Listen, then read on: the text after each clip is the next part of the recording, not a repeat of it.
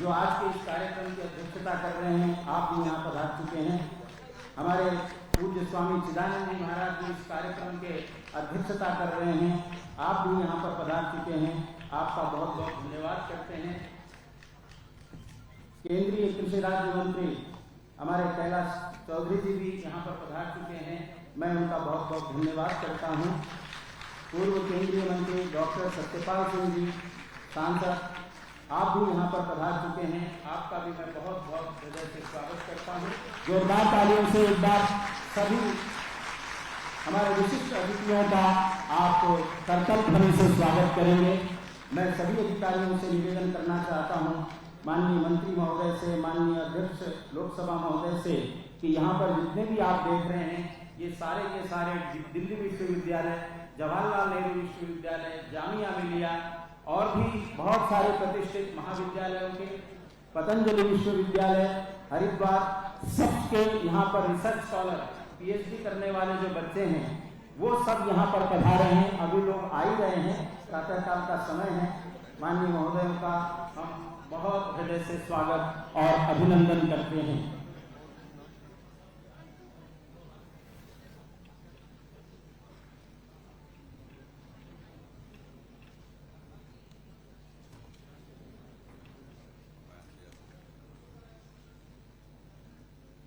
राष्ट्रगान के लिए सब लोग खड़े हो जाएंगे।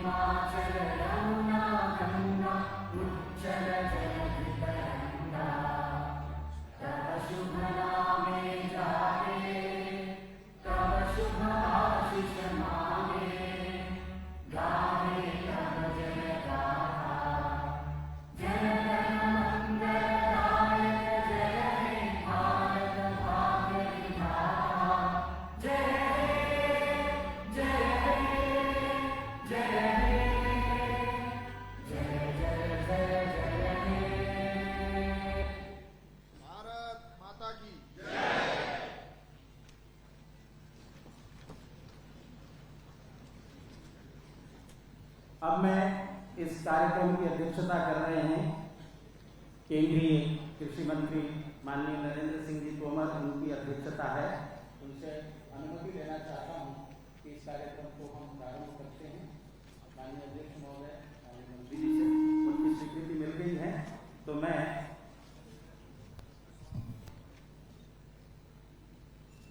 जेएनयू के जो छात्र आए हुए हैं उनसे निवेदन करता हूं कि वो वैदिक मंगलाचरण के लिए यहाँ आ जाएं।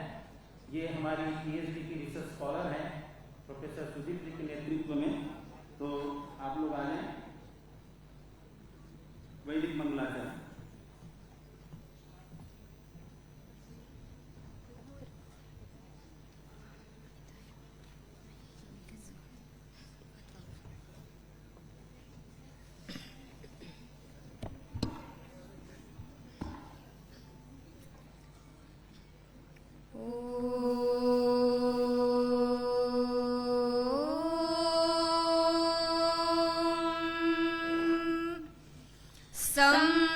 समित्युवसे वृषन्नग्ने विश्वान्यर्य इडस्पदे समिध्यसे सनो वसून्याभर संगच्छध्वं संवदध्वं संवो मनांसि जानताम् देवा भागै यथा पूर्वे संजानाना उपासते समानो मन्त्रः समितिः समानी समानं मनः सह चित्तमेषाम् समानं मन्त्रमभिमन्त्रयेव समानेन वो हविषा जुहोमि समानी व आकूतिः समाना हृदयानि वः समानमस्तु वो मनो यथा आवस्सु सहासति ॐ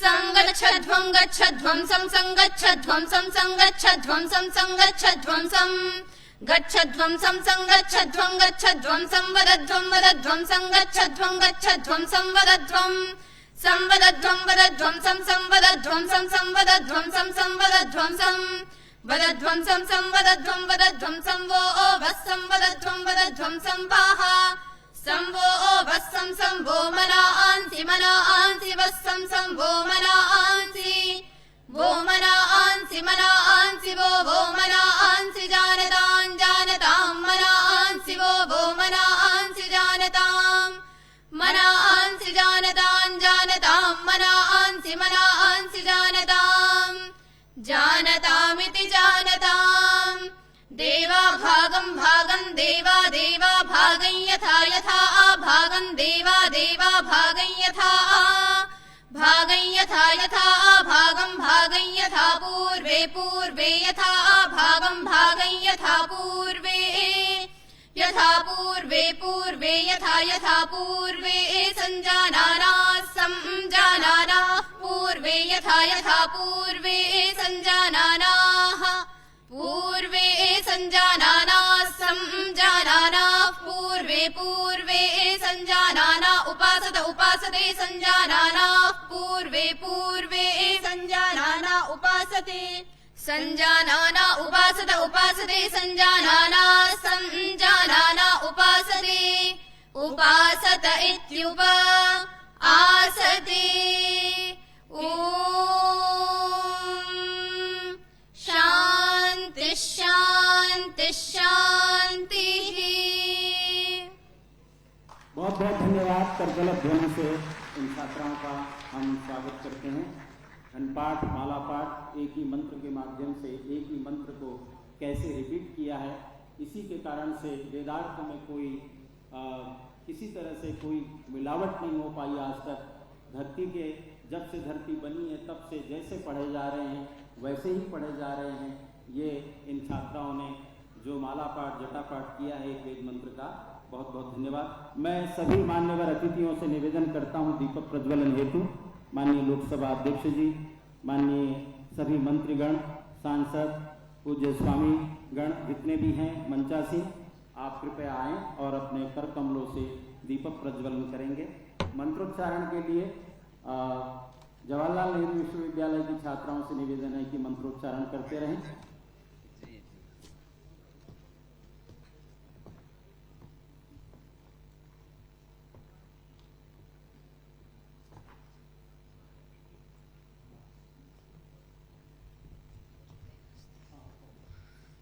मंत्रोच्चारण प्रियता।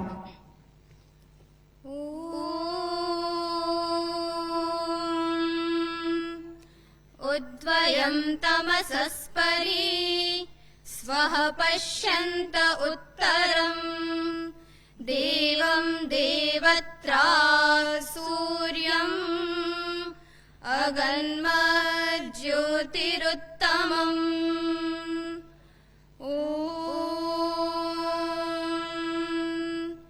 उद्वयं तमसस्परि स्वः पश्यन्त उत्तरम् देवं देवत्रा सूर्यम् अगन्मज्योतिरुत्तमम्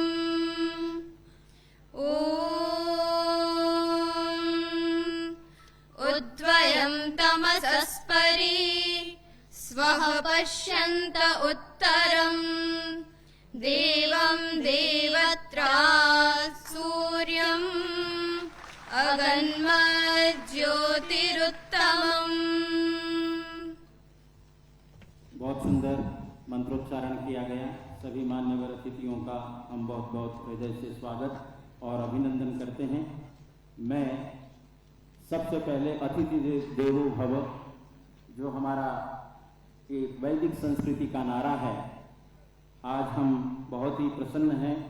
इस अखिल भारतीय वेद विज्ञान सम्मेलन के मुख्यातिथि हमारे माननीय श्री ओम बिरला जी अध्यक्ष लोकसभा के स्वागत के लिए मैं पूज्य स्वामी चिदानंद जी महाराज से निवेदन करता हूं कि वो आप अपने कर कमलों से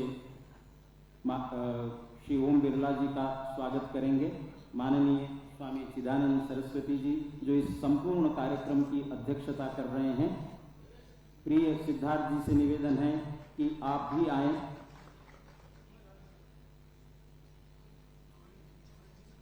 प्रिय देवेश जी, सौम्या जी,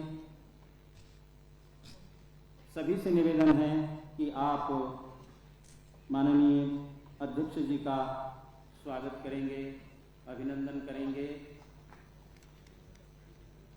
ओम स्वस्ति न इंद्रो वृद्धश्रवाः स्वस्ति न पूषा विश्ववेदाः स्वस्ति नस्तार्क्ष्यो अरिष्टनेमि स्वस्ति नो बृहस्पतिर्दधातु भद्रं कर्णेभिः शृणुयाम देवा भद्रं पश्येमाक्षवीर्यजत्राः स्थिरैरङ्गैतुष्टुवांसस्तनूभिर्व्यसेमहि देवहितं यदायुः।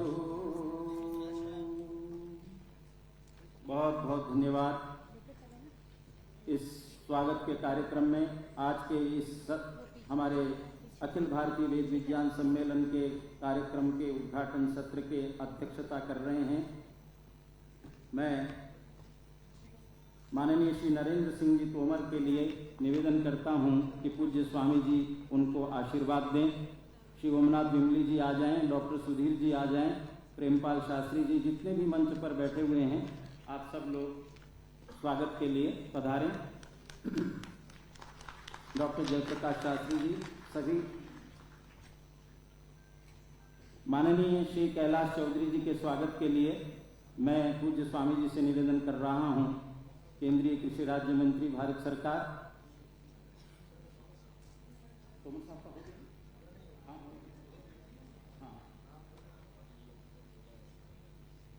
माननीय श्री तोमर साहब का स्वागत होगा। पूज्य स्वामी जी महाराज से निवेदन है कि आप अपने आशीर्वचन से केंद्रीय कृषि मंत्री जी का स्वागत कर रहे हैं। आप बहुत बहुत आपका स्वागत है मंत्री जी। आपने हमें ये इतना दिव्य स्थान प्रदान किया है, हम आपको कभी भूल नहीं सकते हैं। आपसे मिलने जब हम गए तो आपने वेद विज्ञान के इस कार्यक्रम को बहुत ही अच्छी तरह से संपन्न करने के लिए हमें अपना आशीर्वाद दिया है। स्वामी आर्यवीर जी से निवेदन है कि वो आशीर्वाद दें। स्वामी प्रणवानंद जी से निवेदन है कि वो मंत्री जी को आशीर्वाद प्रदान करें।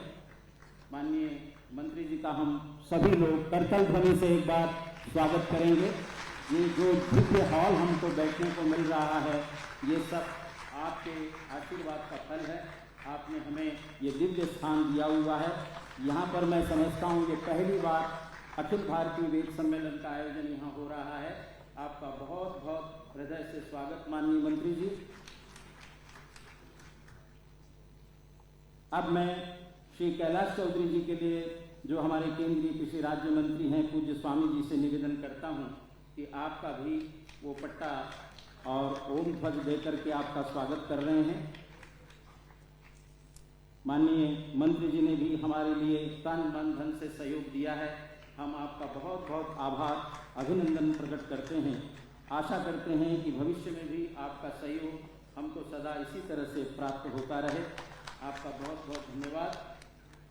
हमारे बीच में पूर्व केंद्रीय मंत्री डॉक्टर सत्यपाल सिंह जी यहाँ पर उपस्थित हैं, जो बहुत ही विशिष्ट वक्ता भी हैं और बहुत अच्छे विद्वान हैं, स्कॉलर हैं। आप भी यहाँ पर पधारे, आपका वक्तव्य भी सुनने को मिलेगा। मैं पूज्य स्वामी जी से निवेदन करता हूँ, इस कार्यक्रम के जो अध्यक्षता कर रहे हैं स्वामी चिदानंद जी महाराज, वो आपको माल्यार्पण से और उत्तरीय वस्त्र प्रदान करके आपका स्वागत करेंगे, अभिनंदन करेंगे। अभी आपको वेद के विषय में उनके विचार भी सुनने को मिलेंगे।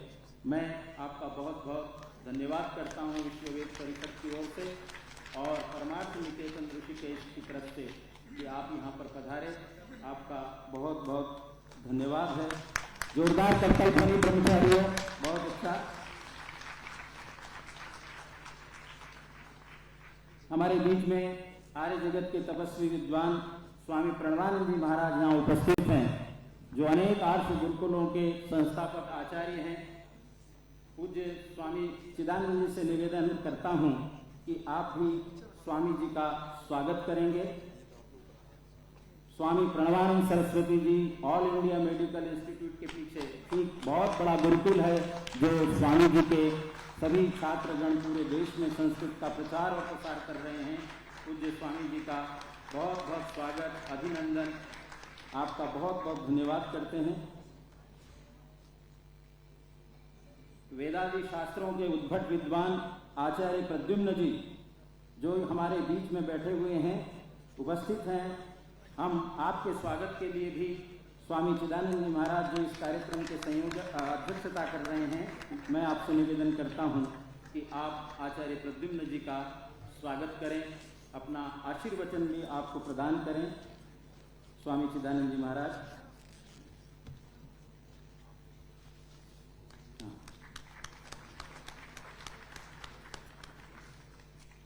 स्वामी जी, पूज्य स्वामी चिदानंद जी महाराज जो इस कार्यक्रम के संपूर्ण कार्यक्रम की अध्यक्षता कर रहे हैं। पिछला जो वेद सम्मेलन हुआ था उसमें भी पूज्य स्वामी जी निरंतर 2 दिन तक हमारे साथ बैठे रहे और केवल वक्ता ही नहीं है, श्रोता भी हैं, सुनते भी हैं स्वामी जी सभी विद्वानों को। तो देवेंद्र प्रसाद मिश्रा जी हैं लाल बहादुर शास्त्री विद्यापीठ से, कृपया आप आएं। और जितने भी विद्वान हैं, प्रोफेसर सुधीर जी हैं, ओमनाथ विमली जी हैं, आप अपने यूनिवर्सिटी के विभाग की ओर से पूज्य स्वामी जी का आशीर्वाद लें। पूज्य स्वामी चिदानंद जी महाराज का आप अपने करकमलों से स्वागत करेंगे। जयप्रकाश जी जामिया मिलिया से आए हुए हैं, कृपया आ जाएं, स्वामी जी का स्वागत कीजिए, आशीर्वचन लीजिए। यहाँ पर सभी विश्वविद्यालयों के संस्कृत विभाग के अध्यक्ष बैठे हुए हैं। मैं आप सबका भी, ब्रजेश गौतम जी जो दिल्ली अध्यापक संघ के बड़े अच्छे कार्यकर्ता हैं, संस्कृत भाषा को जन जन तक पहुंचाने में आप तो संकल्पित हैं, मैं आपका भी बहुत बहुत स्वागत करता हूं। हमारे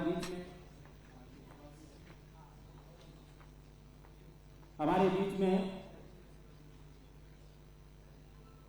DDG ICAR doctor RC Agarwal.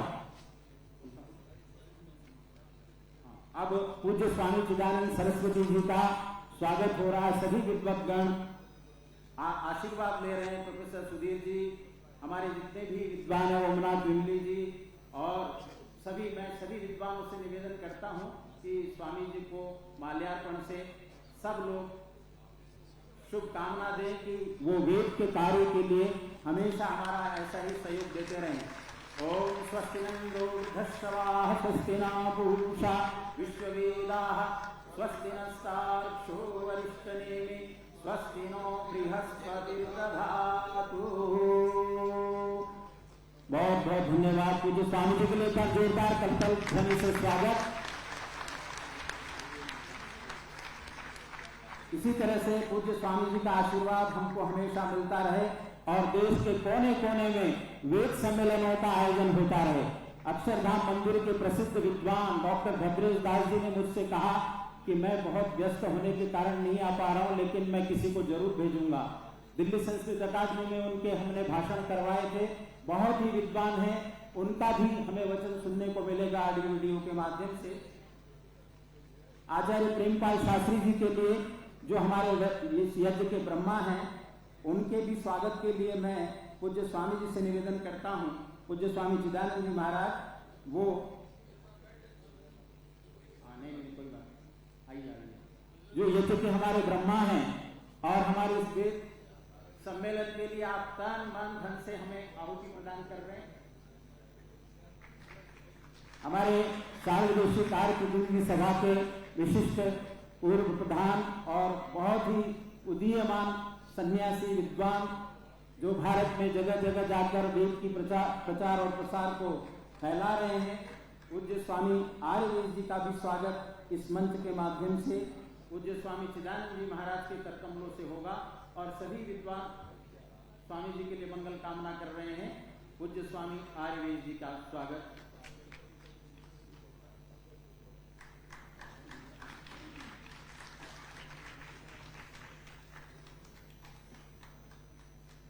बहुत बहुत धन्यवाद। मंच को मैं प्रणाम करता हूं और बड़ा अच्छा लग रहा है कि जैसे लोकसभा अध्यक्ष महोदय लोकसभा में जब बैठते हैं कुर्सी पर तो मुझे बड़ा अच्छा लगता है और कितने प्यार से बोलते हैं माननीय सदस्य, और बिल्कुल गदगद हृदय से। और ऐसा लगता है कि कई सदस्य तो बड़े क्रोधित हो जाते हैं, लेकिन जब आप इतना ही बोलते हैं कि माननीय सदस्य, तो एकदम प्रसन्न मुख रहता है और ऐसा लगता है योग की परिभाषा योगः कर्मसु कौशलम को जीते हैं। और देखिए उनकी विशेषता, बोले मैं वेद सम्मेलन में जरूर आऊंगा। पूज्य स्वामी चिदानंद जी महाराज ने कहा कि आपको आना है, तो आप आए, पधारे, और मैं आपको किन शब्दों में आपका हृदय से स्वागत करूं।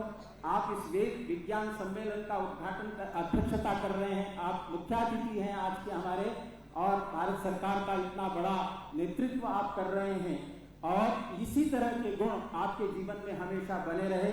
योगः कर्मसु कौशलम समत्वम योग उच्यते। परमात्मा आपको बहुत दीर्घायु प्रदान करे। जीवेन शरदा शतम शृणुयाम शरदा शतम। आप लंबी आयु को प्राप्त हो। संस्कृत और संस्कृति के प्रचार और प्रसार के लिए आप हमारा इसी तरह से मार्गदर्शन करते रहे महोदय। आपका हम पूरी जितने भी यहाँ विद्वान हैं, आचार्य गण हैं, सन्यासी गण हैं, तो आपका बहुत बहुत अभिनंदन करते हैं। मैं इस उद्घाटन सत्र को प्रारंभ करने के लिए हमारे बीच में, जैसे मैंने कहा, पूर्व केंद्रीय मंत्री, मानव संसाधन विकास मंत्री रहे, जो हमारे बहुत ही बड़े नेता हैं और बहुत अच्छे विद्वान भी हैं। जब वो भाषण देते हैं, वक्तव्य देते हैं, तो उन्होंने हमसे कहा कि मैं जरूर आऊँगा इस कार्यक्रम में, और मैं अपना वेद के विषय में जो आधुनिक, क्योंकि वो साइंस के भी विद्यार्थी रहे हैं, और आप सब जानते हैं जब वो पार्लियामेंट में भी बोलते हैं तो कितने प्रखर तरीके से। तो मैं प्रास्ताविक भाषण के लिए डॉक्टर सत्यपाल सिंह जी से निवेदन करता हूं कि कृपया आप आए और इस उद्घाटन सत्र को आप विधिवत रूप से इसका उद्घाटन करें। एक बार जोरदार तालियां डॉक्टर सत्यपाल सिंह जी। और कृपया थोड़ा सा समय का ध्यान अवश्य रखें। सभी विद्वद्गणों का हमने आशीर्वचन सुनना है। डॉक्टर सत्यपाल सिंह जी।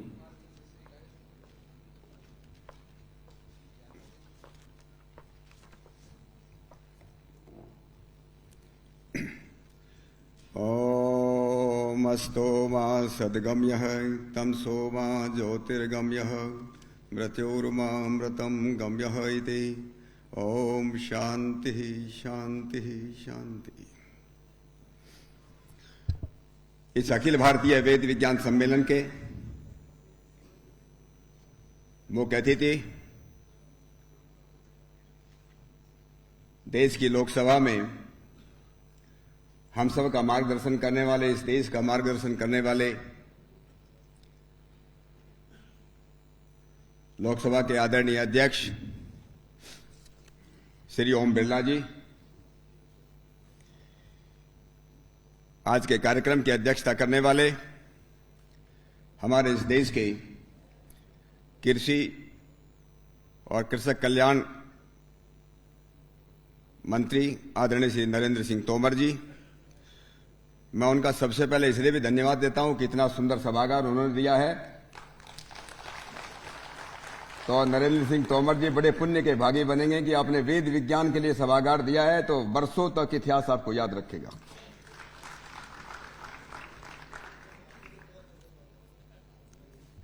हमारे साथी आदरणीय कृषि राज्य मंत्री श्री कैलाश चौधरी जी, जिनकी प्रेरणा से ये सब काम यहां पर हो रहा है, जो अध्यक्षता भी कर रहे हैं।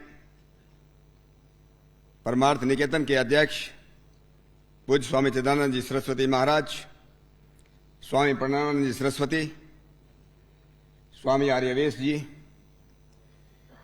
आदरणीय आचार्य प्रद्युमन जी,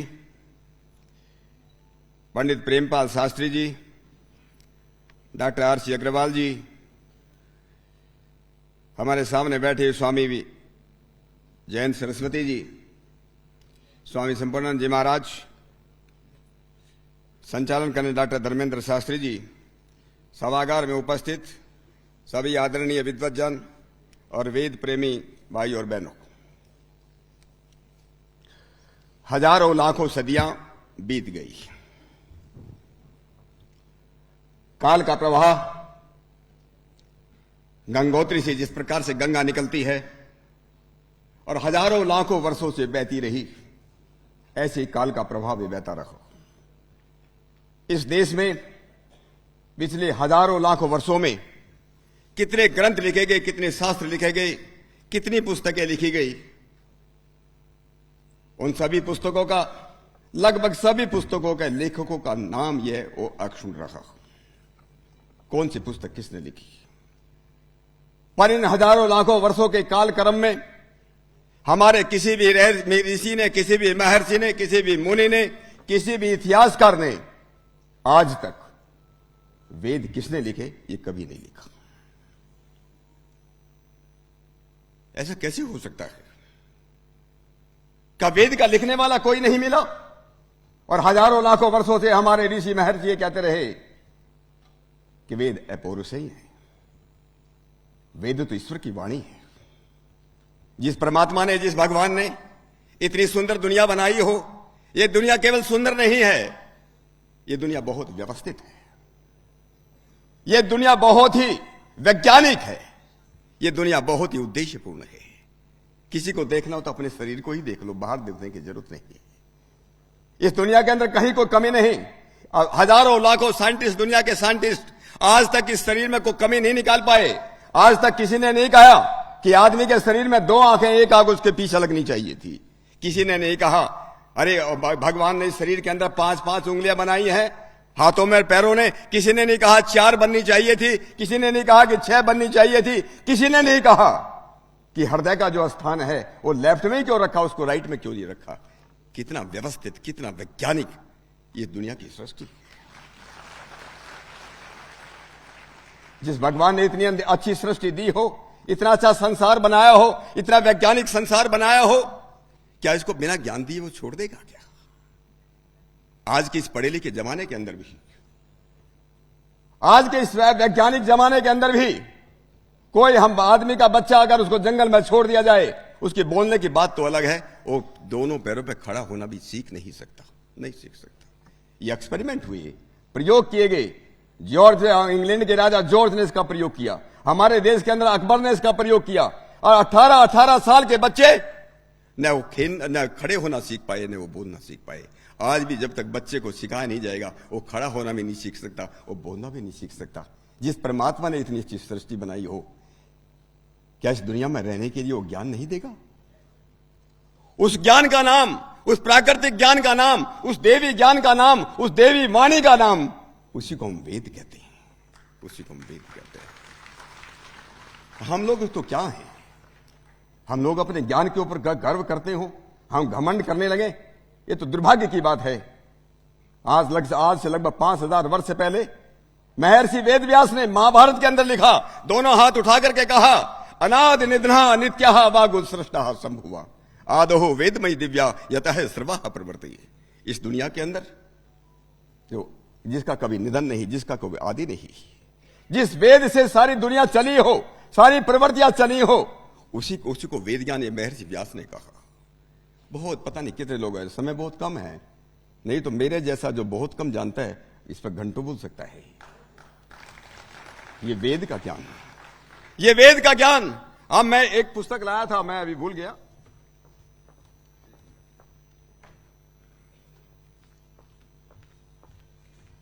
लोग कहते हैं कि वेद में विज्ञान ढूंढना है। वेद का एक एक अक्षर, एक एक शब्द, एक एक वाक्य, एक एक मंत्र विज्ञान से भरा है, विज्ञान से भरा है। और इसलिए वेदों को छोड़ करके जितने भी दुनिया के अंदर जितनी भी पुस्तकें लिखी गई, जितने भी शास्त्र लिखे गए, उनमें कहीं ना कोई मिलावट ही, लेकिन वेदों के अंदर कोई कर नहीं पाया, आज तक कोई कर नहीं पाया। अगर एक अक्षर का भी कोई मिलावट कर देगा, उसको मालूम चल जाता है कि अलग अलग प्रकार से, जिस प्रकार से वेदों के पाठ होते, वो मालूम चल जाता है। आइंस्टीन ने आज से लगभग 100 वर्ष पहले, दुनिया का इतना बड़ा वैज्ञानिक आइंस्टीन, उससे पूछा गया, अगर किसी तथ्य का यह पता करना हो वैज्ञानिक है या नहीं, इसका कसौटी क्या है, उन्होंने 3 कसौटियां बताई। आज से लगभग 20 वर्ष पहले मैंने एक लेख लिखा था कि विज्ञान की कसौटियां क्या है। यह मैं नहीं कह रहा हूं, दुनिया का सबसे बड़ा प्रसिद्ध वैज्ञानिक आइंस्टीन कहता है। वो कहता है उसके अंदर 3 बातें होना बहुत जरूरी है। नंबर 1, उसकी सिंप्लिसिटी, अंग्रेजी में बोलता है सिंप्लिसिटी। सिंप्लिसिटी का मतलब सरलता होनी चाहिए। सरलता के 2 पहलू हैं। एक सरलता का पहलू यह है, छोटी से छोटी चीज से लेकर बड़ी से बड़ी चीज तक जो एक्सप्लेन कर सके, जो इंटरप्रेट कर सके, वो सिंप्लिसिटी है। दूसरा उन्होंने कहा वो हार्मनी होना चाहिए,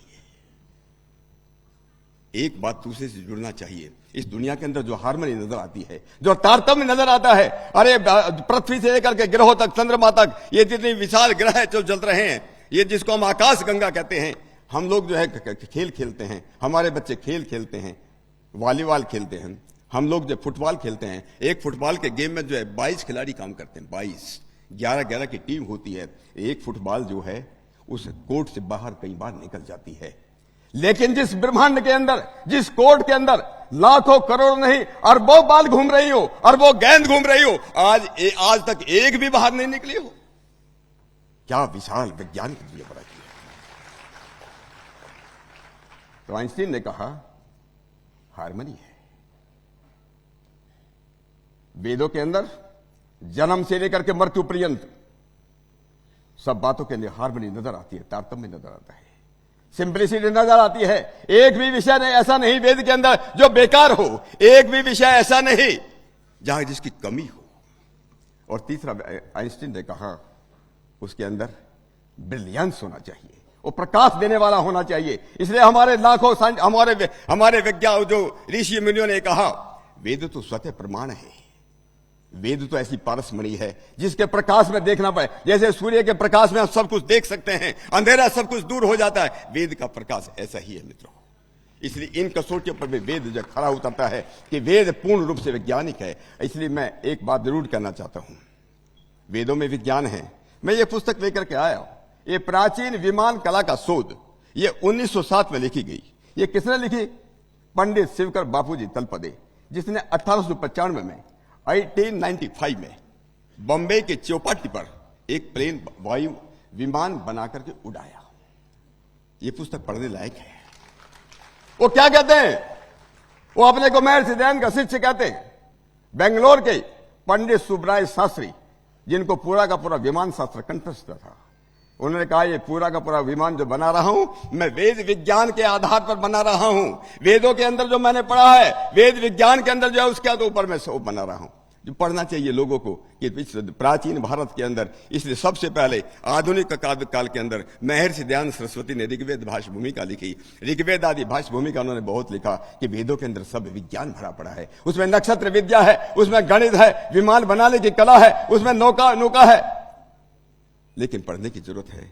आप वेद को ऐसे समझ नहीं सकते। बहुत से लोग बोलते हैं, संस्कृत के बड़े बड़े विद्वान यहां पर बैठे हैं, वेद को ऐसे समझा नहीं जा सकता। वो देवी वाणी है। देवी वाणी ही सृष्टि के रहस्यों को खोल सकती है। ये मानवी वाणी नहीं, एक मानवी वाणी है, एक देवी वाणी है। देवी वाणी को पढ़ेंगे तो ही सृष्टि के रहस्य खुलते चले जाएंगे। दुर्भाग्य इस देश का ये रहा कि अंग्रेजों के आने के बाद अंग्रेज 700 वर्षों तक इस देश में मुगलों का, मुसलमानों का शासन रहा। वो इतना नुकसान नहीं कर पाए जितना नुकसान जो अंग्रेजों के 150 वर्षों के अंदर हुआ। उन्होंने शिक्षा पद्धति बदल दी, आर्य शिक्षा पद्धति बदल गई, हम वेदों को भूलते चले गए। आज दोबारा जरूरत है। आज हमारे पास जो शासन है, आज हमारे पास जो सरकार है, पुनः इन वेदों को पुनः जागृत करने का काम कर रही है। इसलिए मैं आप अपनी तरफ से, आप सब लोगों की तरफ से इस देश के यशस्वी प्रधानमंत्री मोदी जी का भी आभार व्यक्त करता हूं कि हम अपनी विरासत की तरफ जा रहे हैं। विरासत के साथ विकास हमको चाहिए। मैं इस बात को बड़े दावे के साथ कहता हूं, अगर हमको शांति चाहिए, सुख चाहिए, समृद्धि चाहिए, दुनिया में पुनः विश्व गुरु बना इस देश को अगर बनाना है, वो बिना वेद विद्या के हो नहीं सकता। अभी मैंने कुछ दिन पहले प्रधानमंत्री जी को एक चिट्ठी लिखी है। मैं केवल 1 मिनट लेकर अपनी बात खत्म करना चाहता हूं।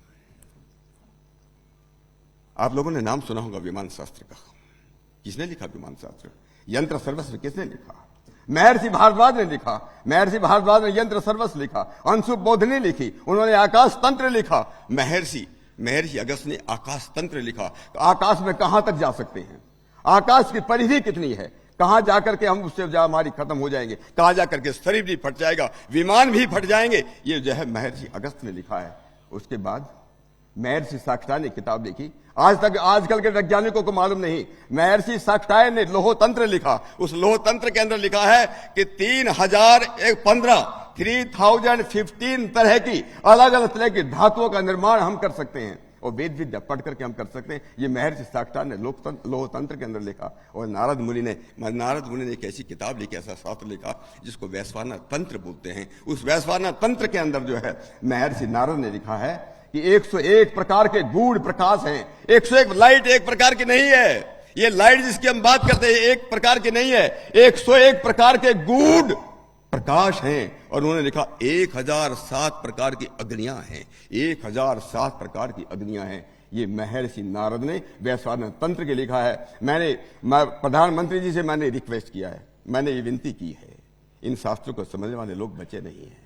एक व्यक्ति कोई भी हो, वो साइंटिस्ट हो, वेदों आज का वेदों का विद्वान देखना बड़ा मुश्किल हो गया है। मैं तो स्वामी जी महाराज आप बड़ा काम कर रहे हैं, आपका भी आभार व्यक्त करता हूं। हम वेदों को जो है इसको बचा करके कैसे रखें, इसलिए मैंने प्रधानमंत्री जी से विनती की है, एक टीम ऐसे कई टीम बनाई जाएं, कई टीम उसमें वैज्ञानिक भी हो, और हमारे संस्कृत साहित्य के विद्वान भी हो, वेदों के विद्वान भी हो, व्याकरण के विद्वान भी हो, और हमारे इंजीनियरिंग के विद्वान भी हो, सब मिलकर के इन जो लगभग 10,000 शास्त्र जो है, शिल्प शास्त्र है, पिन से बना करके वायुयान बनाने की जो विद्याएं हैं, ऐसी कोई बात नहीं।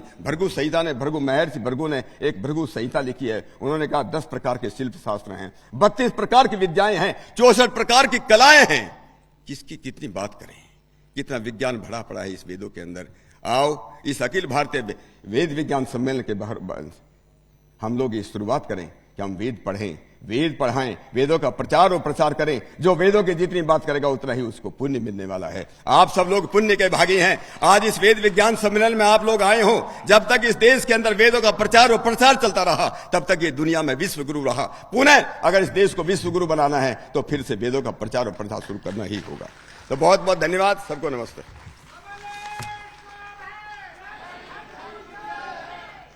माननीय सांसद महोदय का बहुत बहुत ओजस्वी तेजस्वी वक्तव्य सुनकर के मन बड़ा प्रफुल्लित हुआ।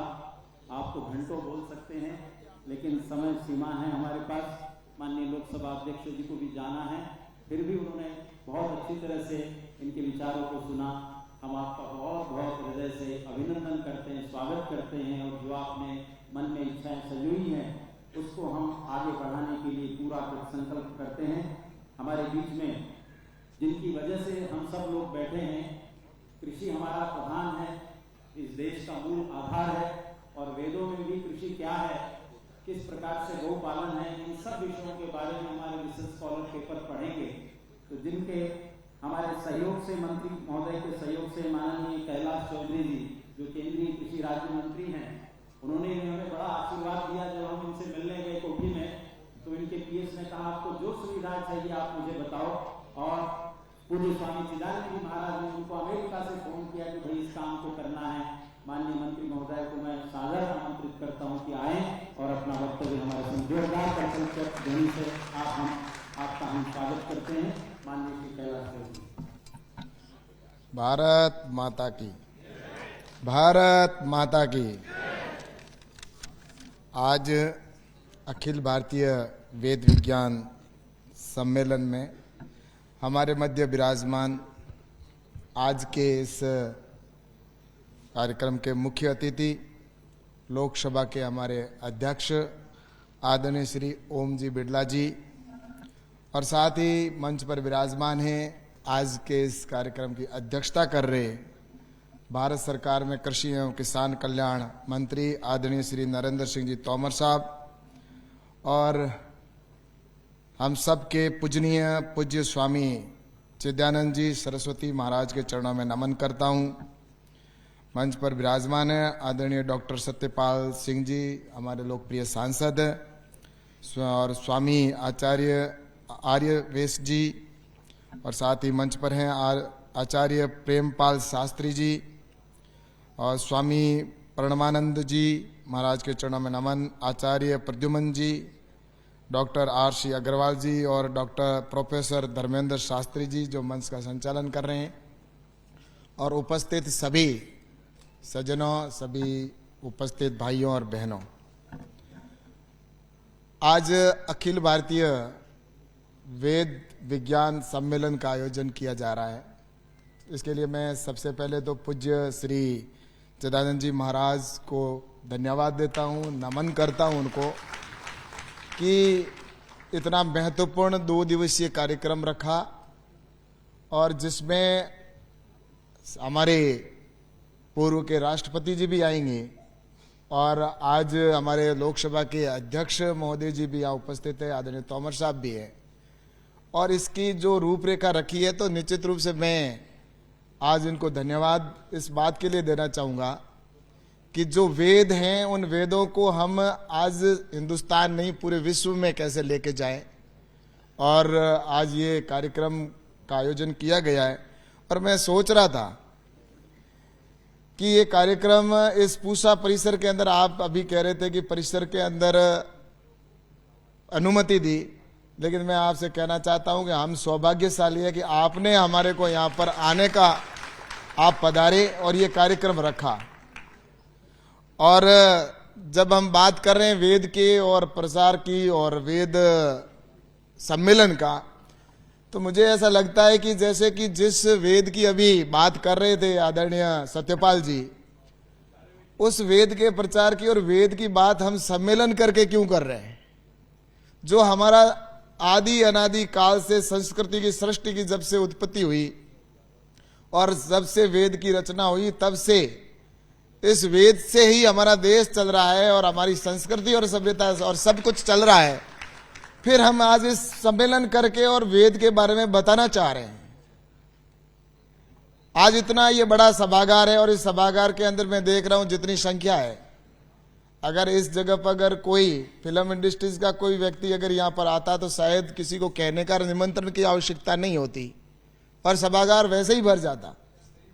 लेकिन हमें वेद की और ऐसे समय के अंदर मैं सोचता हूं कि आपने जो इतना महत्वपूर्ण विषय रखा है, और ऐसे में मैं आपसे ये कहूंगा कि इसके अंदर जो सत्र भी आगे जो लिए हैं, बहुत ही महत्वपूर्ण सत्र लिए हैं, जिसमें प्राकृतिक खेती का विषय है, जो नेचुरल खेती, हम परंपरागत इस खेती को करते थे और अभी पेस्टिसाइड, केमिकल, सब चीजें और उत्पादन बढ़ाने के लिए जितने तरह के प्रयोग किए गए, और अब वापस हम उसी जगह पर आ रहे हैं जो हमारे उस समय वेद के टाइम में जिस तरह से करते थे, पहले हमारे सतयुग, द्वापर, त्रेता युग में जो खेती करते थे, अब फिर वापस हम नेचुरल खेती के ऊपर और वही परंपरागत खेती पे आ रहे हैं। तो हमने इसको छोड़ा और दूसरा विषय रखा अभी मिलेट्स का, श्री अन्न, जिसको प्रधानमंत्री आदरणीय नरेंद्र मोदी जी ने यूएनओ के अंदर प्रस्ताव रखा कि मिलेट्स हमारे लिए पोषक आहार है, जिसमें बाजरा श्री, रागी श्री, ज्वार श्री, ये सारे पोषक आहार हम इसको छोड़ चुके हैं। और उसकी वजह से आज दुनिया भर में जितनी तरह की बीमारियां फैल रही है, और ये बीमारियां जिस तरह से फैलती जा रही है, इसका समाधान क्या है?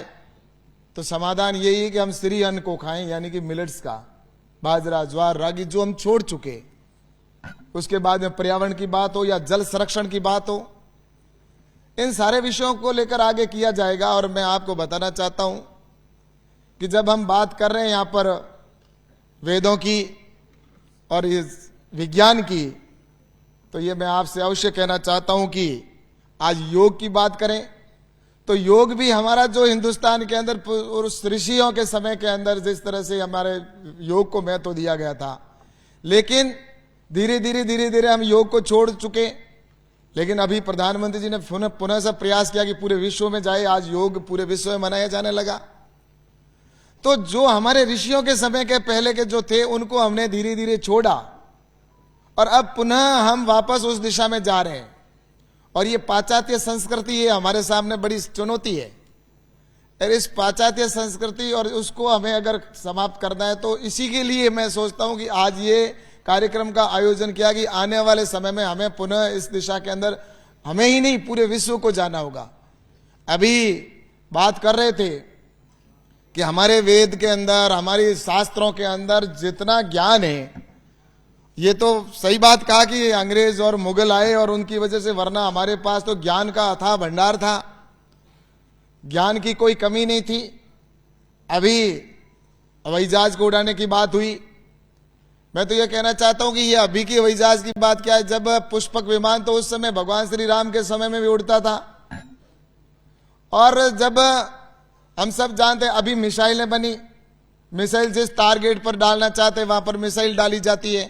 लेकिन हमारे मंत्रों के अंदर और हमारे वेदों के अंदर वो शक्ति है कि उस समय जब भगवान कृष्ण को, अभी आप और हम सब जानते हैं कि कृष्ण भगवान जब युद्ध के लिए जा रहे थे तो बीच में बर्बरीक मिले और बर्बरीक ने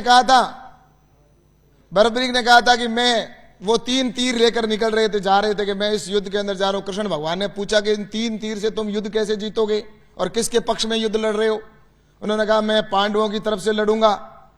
कृष्ण भगवान ने सोचा कि ये तो 3 तीर है, इसका 3 तीर से कैसे जीतोगे? तो उन्होंने कहा बर्बरीक ने, एक तीर से मैं सबको घायल करूंगा, दूसरे तीर से मैं सबके प्राण हरूंगा और तीसरा तीर है वो मेरे पास रहेगा, जो मैं युद्ध भूमि से निर्भय होकर निकलूंगा कि कोई पीछे से और ना आ जाए, उसके काम में लूंगा। 3 तीर में, तो इसका मतलब कृष्ण भगवान ने सोचा ये तो 3 तीर में युद्ध ही समाप्त कर देगा। फिर महाभारत तो भविष्य में हम उसको किस तरह से संदेश देंगे कि जिस तरह से अन्याय के ऊपर न्याय की जीत हो, यह संदेश देने के लिए जब ये चीज हो रही थी तो युद्ध तो 3 तीर में समाप्त हो जाएगा। तब कृष्ण भगवान ने सोचा कि परीक्षा लेते हैं कि वास्तविकता क्या है। कृष्ण भगवान ने कहा कि अगर तुम्हारे में इतने तीर में दम है तो मुझे बताओ, ये पेड़ है, इस पेड़ के, पीपल का पेड़ है, इसके तुम एक तीर में सबके छेद कर सकते हो? उन्होंने कहा 1 मिनट का काम है। उन्होंने तीर कमान चढ़ाई और उन्होंने उसके ऊपर तीर जैसे ही मारा तो कृष्ण भगवान ने एक पत्ता जो पैर के नीचे पड़ा, जमीन पे पड़ा था, उसके ऊपर पैर रख दिया और वो तीर उन सभी पत्तों के भी लगा, लेकिन कृष्ण भगवान के पैर के नीचे था, वो भी पैर के नीचे से उनके पैर में पत्ते के ऊपर जाकर तीर लगा। तो इसका मतलब उस, अभी कहते हैं कि हम मिसाइल मारते हैं, एक साथ 10 मिसाइल जा रही है, लेकिन उस समय तो असंख्य, उस समय भी वो विद्या थी। तो हमारी विद्या बहुत पुरानी विद्या है और हमारी संस्कृति बहुत पुरानी है। हमें अपनी संस्कृति को भी बचाना है। वेद विज्ञान है वास्तव में। आज चाहे उस समय सैटेलाइट से लेकर आज, उस समय भी विमान उड़ते थे तो उस समय भी सारी ये चीजें होती थी। और अभी हम टीवी के अंदर यहां से बैठकर देख रहे हैं, हम अभी टीवी से देख रहे हैं कि यहाँ अपना टेलीकास्ट लाइव चल रहा है, यहां से भी लाइव चल रहा है, तो दूसरे भी कोई कार्यक्रम होते तो लाइव हम देखते ही हैं। लेकिन ये अभी टीवी और आई और सब साइंटिस्टों ने कहा हमने ये कर दिया, पर जिन्होंने किया उनको, संजय जो था महाभारत के अंदर, धृतराष्ट्र को पूरा युद्ध का वृतांत उन्होंने वहां बैठे दिखा दिया था। उन्होंने युद्ध तो कुरुक्षेत्र में हो रहा था, लेकिन उन्होंने, धृतराष्ट्र ने पूरा लाइव कि कौन से युद्ध के अंदर क्या हो रहा है। तो ये हमारी संस्कृति, हमारी सभ्यता, हमारे धर्म, हमारा जो वेद है वो सबसे महान वेद है और पुराना है। और निश्चित रूप से उसके लिए यहाँ पर जिस तरह से ये किया जा रहा है, तो मैं निश्चित रूप से आपको बहुत बहुत धन्यवाद देता हूं। और मैं ये भी कहूंगा कि अगले क्षेत्रों का जो श्री अन्न है, प्राकृतिक खेती है, उनके ऊपर भी हमें ये करना पड़ रहा है कि जो अच्छी चीजें, मैंने कहा ना कि अच्छी चीज के लिए मेहनत करनी पड़ती है। अभी ये कलयुग और सतयुग में थोड़ा ये डिफरेंस भी है। कलयुग के अंदर हमें संघर्ष करना पड़ेगा और ये भी तय है कि देवता और दानवों का संघर्ष उस समय से चला रहा, अभी भी चल रहा है। तो निश्चित रूप से मैं आपसे कहना चाहता हूं कि इस संघर्ष के अंदर हमारे जो वेद को जिस तरह से अभी लिया गया है, प्रधानमंत्री आदरणीय नरेंद्र मोदी जी निश्चित रूप से इस दिशा के अंदर काम कर रहे हैं और आने वाले समय के अंदर हमारा देश भी आगे बढ़ेगा, तो हमारी संस्कृति और हमारा वेद निश्चित रूप से आगे जाएगा और विश्व के कल्याण की हम बात करेंगे।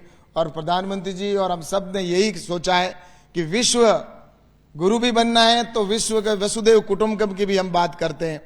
आपने देखा होगा कोरोना के अंदर भी हमने पूरे विश्व की चिंता की।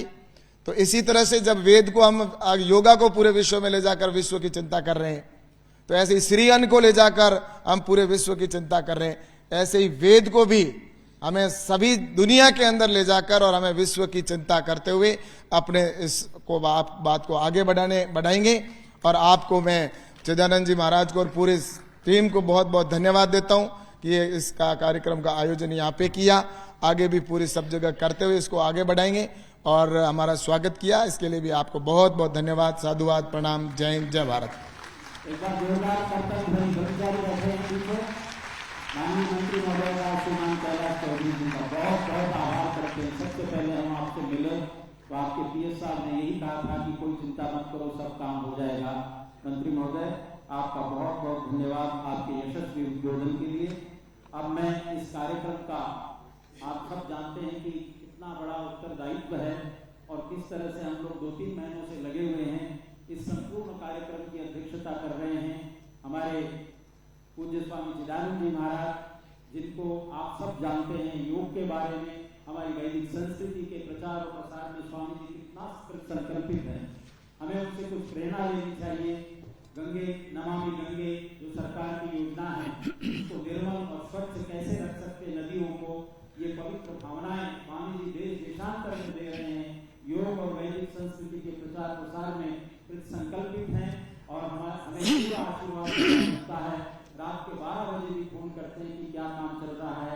मैं पूज्य स्वामी जी से निवेदन करता हूँ कि अपना वक्तव्य हमारे समक्ष रखें। सम्मेलन का उद्देश्य क्या है? पूज्य स्वामी चिदानंद सरस्वती। ओम असतो मा सद्गमय तमसो मा ज्योतिर्गमय मृत्योर्मा अमृतं गमय।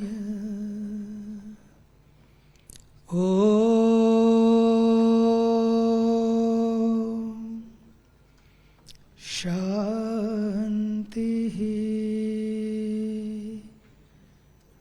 शान्तिः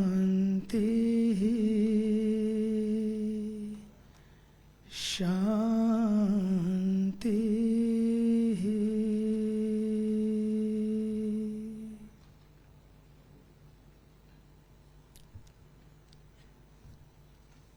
मुझे बड़ी प्रसन्नता है कि आज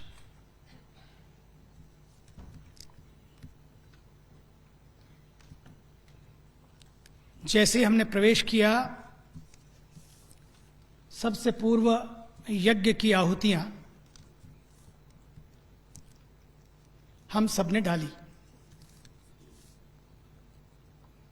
और उसकी शुरुआत करते हुए, प्रारंभ करते हुए हम सब अंदर आए। मुझे ये कहते हुए कोई भी संकोच नहीं है।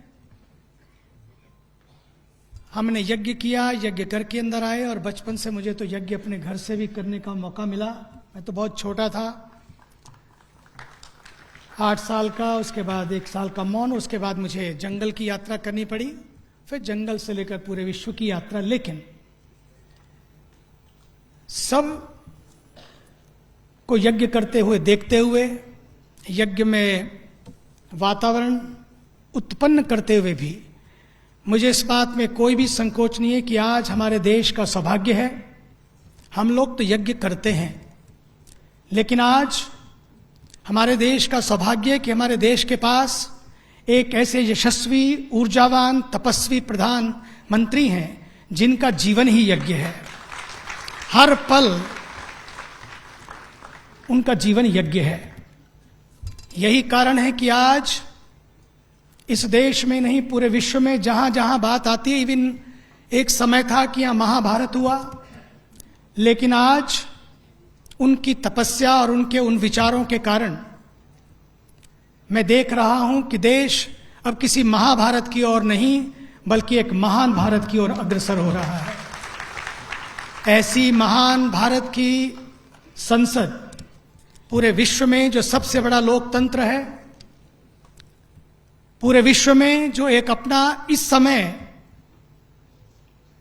पिछले वर्षों के विश्व को भी मैंने देखा और अब भी मैं देख रहा हूं, आज का जो भारत है पूरे विश्व की नजरों में, आज पहली बार लगा है कि विश्व भारत को भारत की नजरों से देखना प्रारंभ कर रहा है।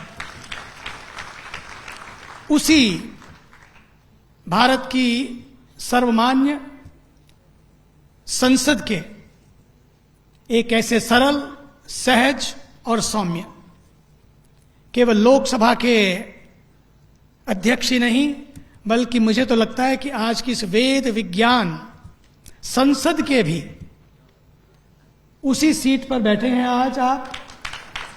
और इसलिए समय आ गया है, समय आ गया है कि उसकी क्या दिशा हो। सबसे पहले तो मैं हमारे श्री कैलाश चौधरी जी, मैं अमेरिका में था जब निश्चय हुआ कि ये कार्य दिव्य कार्य है, प्रभु का कार्य है, क्योंकि वेद अपौरुषेय हैं, ये होना चाहिए। कहाँ हो, किस जगह हो, तो लगा कि ये एक ऐसा बीज है जिस बीज को इस तरह से वपन करना है कि ये वेद वाणी विश्ववाणी बने, वेद भाषा विश्व भाषा बने, ये वैदिक विजडम वैश्विक विजडम बने। इसलिए क्योंकि वसुधैव कुटुंबकम की ये चर्चा इसी ग्रंथों ने हमें दी है, और इसलिए भी जरूरी है कि वेद भाषा जन जन की भाषा बने। तो मुझे लगा जैसे इसका बीज वपन कहां से हो, तो जहां से भारत के लिए उत्तम कृषि प्रदान करने के लिए एक अनुसंधान क्षेत्र है, हमारे पास एक पूरा परिसर है, तो क्यों ना जब वैदिक खेती की बात हो तो उसी परिसर को चुना जाए। तो मैंने उनको फोन किया, ये कहीं कार में थे, मैं प्लेन में था, ये कार में थे, मैं प्लेन में चढ़ने जा रहा था, और उन्होंने तुरंत ही, मैंने ये चर्चा जब की कि मैं चाहता हूं कि समय आ गया है कि भारत के ऊर्जावान प्रधानमंत्री जी जब पूरे विश्व में, जब यूनाइटेड नेशन में गए, एक उन्होंने योग की बात की, आज योग मैं विश्व हो गया, और अब मिलेट की बात की है, तो मुझे लगता है कि पूरा विश्व भी मिलेटमय हो जाएगा। मिलिए मिलेट से ये चर्चाएं होंगी, और इसलिए ये मेरे मन में एक बीज आया है, क्यों ना इसको, उन्होंने तुरंत कहा कि ये है वैदिक संस्कार। मैंने कहा डन, मैं अभी बात कर लेता हूं डीजी साहब से, और ये बिल्कुल हो जाएगा। कॉल करके वापस कॉल किया, और नॉट ओनली दैट, उन्होंने एक बात मुझे कही, बोले मेरी एक इच्छा है, मुझे तो आपने कहा आप हमारे आदरणीय कृषि राज्य मंत्री जो इन सब विषयों में बहुत रुचि लेते हैं, क्योंकि मैं तो वैसे जानता ही था, उनको लगा कि वो परिचय दिया उन्होंने कि बड़े संस्कारी हैं, बड़े कर्मठ हैं, और बड़ी कई बातें मुझे उन्होंने बताई अपने मंत्री जी के बारे में। देखिए ये संस्कार है, नहीं तो मंत्री जी तो वो भी हैं, कह दे तो बात होगी, बात पूरी हो गई, हो जाएगा। लेकिन ये बात कहना कि आप आदरणीय मंत्री जी से भी बात कर लीजिए और अच्छा लगेगा, उनको भी इनवाइट करिए। लेकिन अपने तो पहले लिस्ट बन चुकी थी, तो भी हमने कहा, मेरे को बिल्कुल नो प्रॉब्लम, डन।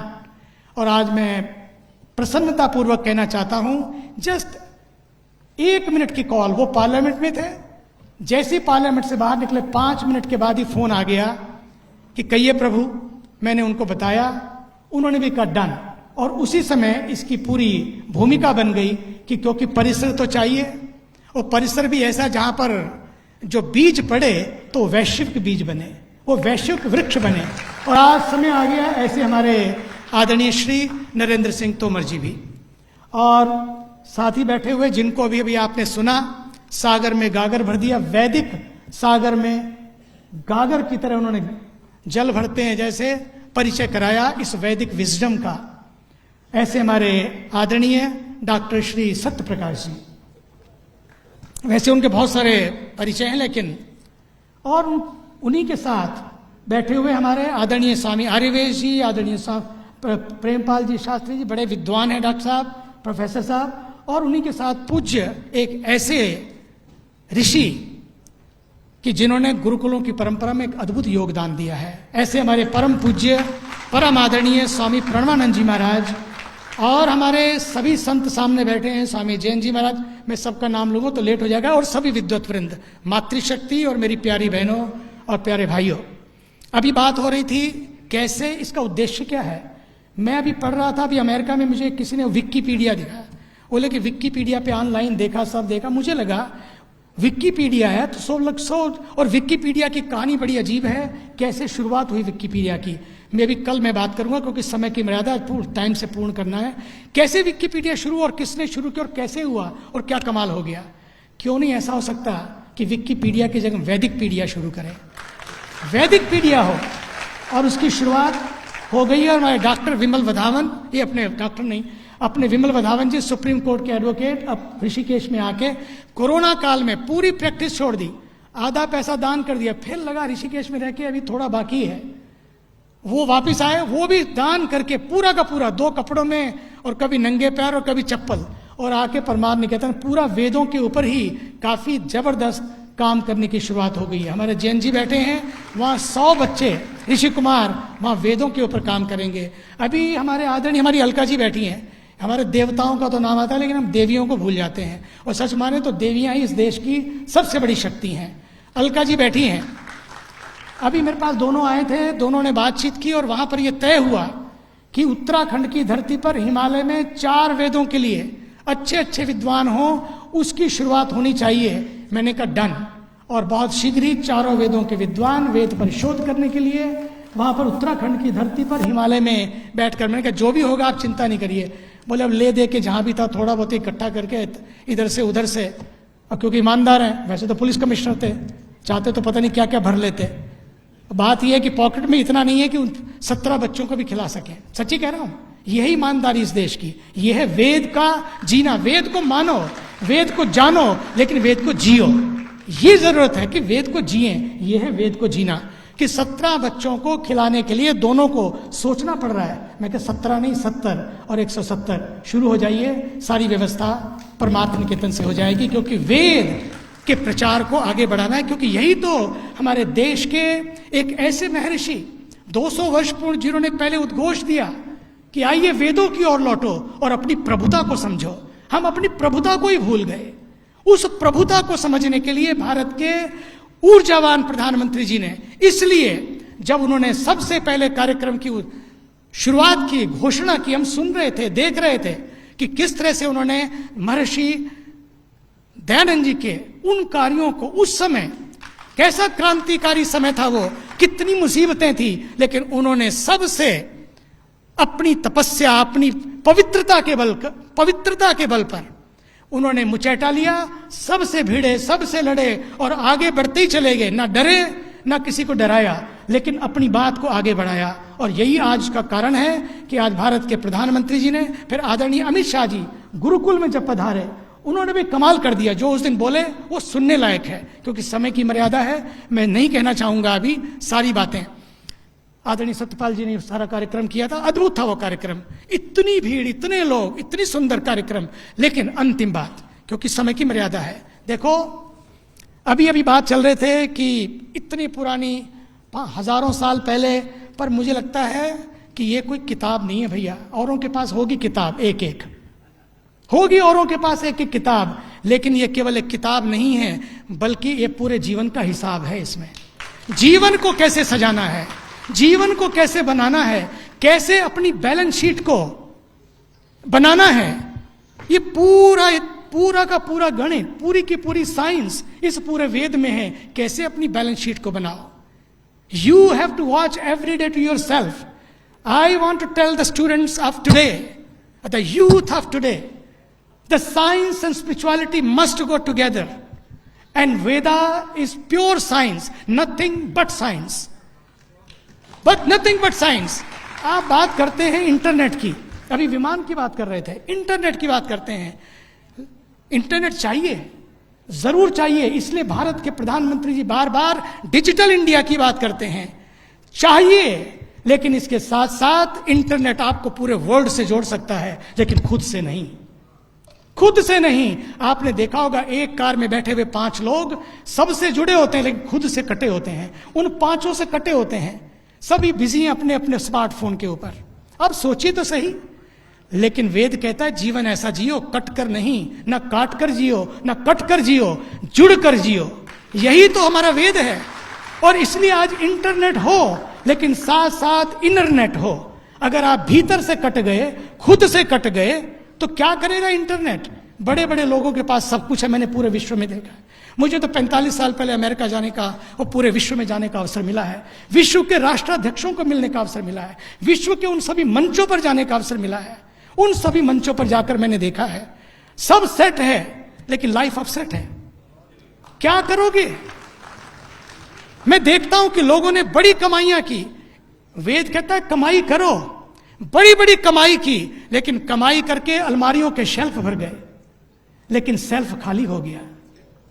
खुद को खाली कर लिया, अलमारियों के शेल्फ भर गए, और शेल्फ भरे हुए आज उन व्यक्तियों के जीवन को पाइए तो खोखला जीवन है। एयर कंडीशन में बैठे हैं लेकिन अंदर हीटर जल रहा है। सोचिए तो सही आप, कैसा जीवन हम चाहते हैं। मैं इस ओर बहुत जा सकता हूं, कैसे साइंस और स्पिरिचुअलिटी दोनों मिलकर काम कर सकते हैं।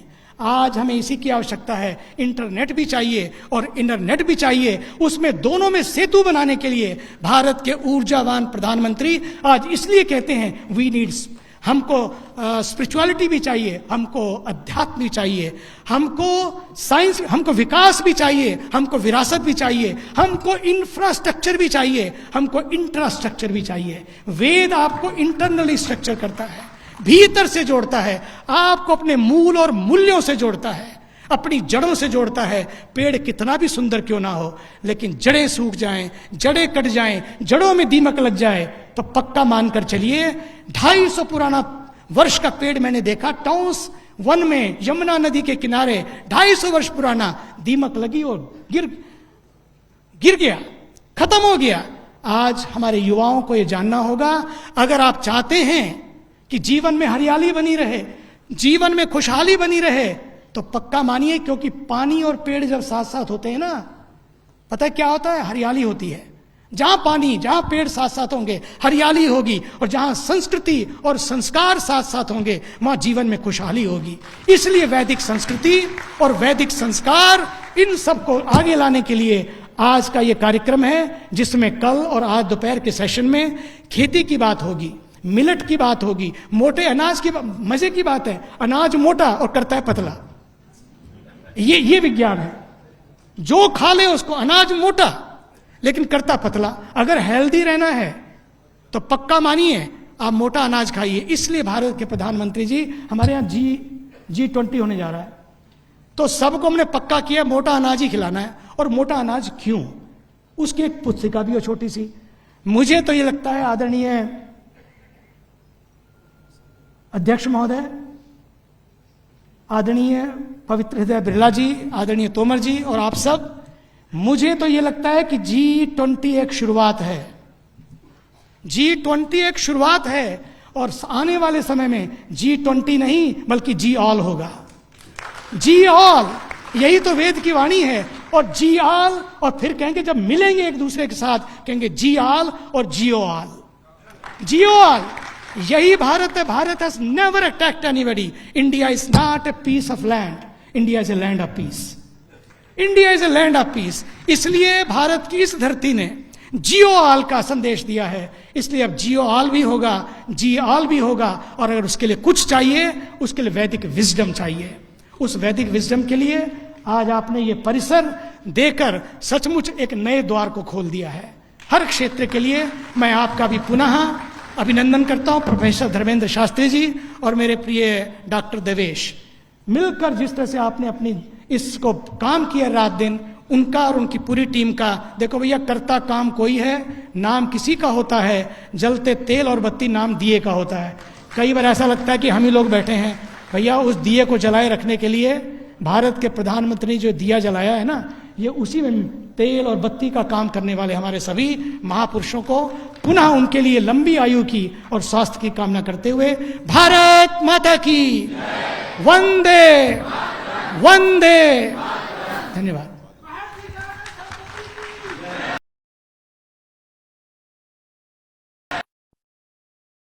महाराज का बहुत बहुत धन्यवाद हृदय से।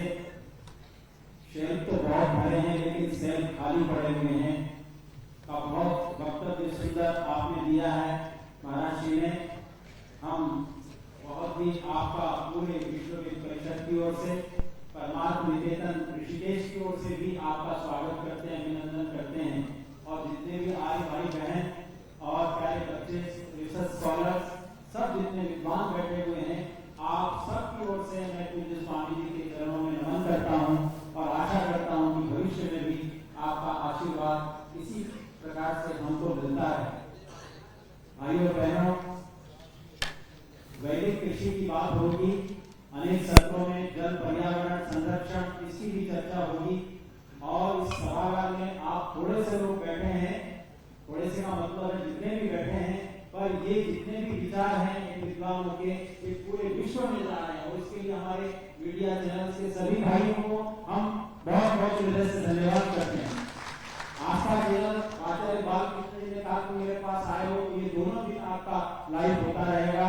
डीडी न्यूज है, लोकसभा चैनल है, जितने भी चैनल्स हैं ये सब आप देख रहे हैं। हमारे भाई मीडिया के यहाँ बैठे हुए हैं और ये पूरे विश्व के अंदर ये प्रसारित हो रहा कार्यक्रम। मैं मीडिया वालों का बहुत बहुत धन्यवाद ज्ञापित करता हूँ और अब मैं निवेदन करता हूँ, आज के इस सम्मेलन की अध्यक्षता कर रहे हैं भारत के माननीय यशस्वी केंद्रीय कृषि मंत्री माननीय श्रीमान नरेंद्र सिंह जी तोमर। एक बार कर्तव्य भरी से हम आपका स्वागत करते हैं। हम जब आपको मिलने के लिए गए तो बहुत पूरे प्रसन्नता के साथ हमको खिलाया और बोले तुम इस बारे में कोई चिंता मत करो और आपके पीएस ने तुरंत अगले दिन हमको फोन करके कहा कि ये काम आपका हो जाएगा, चिंता न करो। ऐसे माननीय यशस्वी हमारे केंद्रीय मंत्री जी, कृषि मंत्री जी का हम बहुत हृदय से स्वागत करते हैं। पूज्य स्वामी जी ने आपको आशीर्वाद दे दिया है, विश्व योग परिषद की ओर से, सभी अधिकारियों की ओर से, आप सबकी ओर से और यहाँ मंच पर जितने भी बैठे हैं आप सबकी ओर से भी हम आपका बहुत बहुत आभार प्रकट करते हैं। मैं शायद भूल जाऊंगा जितने भी माननीय मंत्री महोदय को मैं बताना चाहता हूँ कि मैंने जैसे शुरू में ही कहा कि डीयू के, जेएनयू के, जामिया मिलिया के, यहाँ जितने भी और विश्वविद्यालयों के तमाम रिसर्च स्कॉलर यहाँ पेपर पढ़ेंगे। माननीय मंत्री महोदय आपसे निवेदन मैं ये भी करूंगा क्योंकि आप कृषि से संबंधित हैं, उसके जो रिसर्च पेपर आएंगे, जो अच्छे उसमें विद्वानों के रिसर्च पेपर होंगे, जो मॉडर्न तरीके से उसमें चिंतन होगा, उसके प्रकाशन का कार्य भी यदि मंत्रालय की ओर से हो जाए तो गवर्नमेंट आगे बढ़ जाएगा। मैं आपको इसकी याचना करता हूँ, इन शब्दों के साथ आपको सादर आमंत्रित करता हूँ। माननीय मंत्री सभी को प्रणाम। आज के इस ऐतिहासिक अवसर पर अखिल भारतीय वेद विज्ञान सम्मेलन का आयोजन संपन्न हो रहा है। आज के कार्यक्रम में मुख्य अतिथि के रूप में हम सबके मध्य विराजमान भारत दुनिया का सबसे बड़ा लोकतंत्र है और भारत के लोकतंत्र का सबसे बड़ा मंदिर लोकसभा है। लोकसभा के हमारे पीठाधीश्वर माननीय श्री ओम बिरला जी आज इस कार्यक्रम में मुख्य अतिथि के रूप में विराजमान है। यह हम सब लोगों के लिए निश्चित रूप से बहुत ही सौभाग्य और प्रसन्नता की बात है। इस पूरे कार्यक्रम की कल्पना और उसको मूर्त रूप देने के लिए जिनका प्रयत्न है, ऐसे कार्यक्रम के मुख्य प्राणभूता परम पूज्य संत चिदानंद जी महाराज इस अवसर को और गरिमा प्रदान करने के लिए हम सब के मध्य विराजमान स्वामी आर्यवेश जी, आचार्य प्रेमपाल सिंह जी, स्वामी प्रणवानंद जी महाराज, आचार्य प्रदुमन जी, पूर्व केंद्रीय मंत्री डॉक्टर सतपाल जी,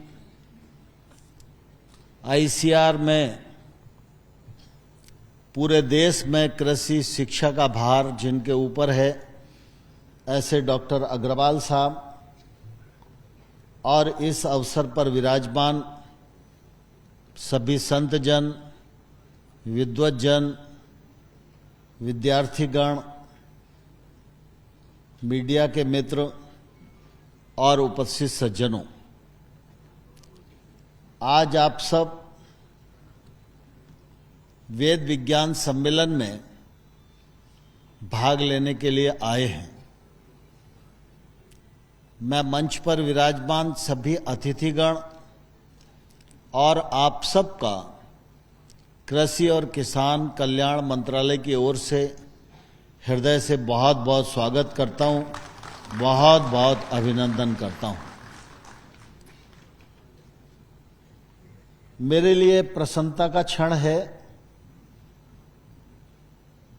जब वेद से जुड़े विभिन्न विषयों पर विचार विमर्श का यह विशाल कार्यक्रम हमारे कृषि शिक्षा विभाग के इस परिसर में संपन्न हो रहा है। यहां पर कृषि क्षेत्र में अध्ययनरत विद्यार्थी भी मौजूद हैं, कृषि वैज्ञानिक गण भी मौजूद हैं और मैं समझता हूं कि यह पूरा विमर्श सरकार के उद्देश्यों को प्राप्त करने में तो मदद करेगा ही,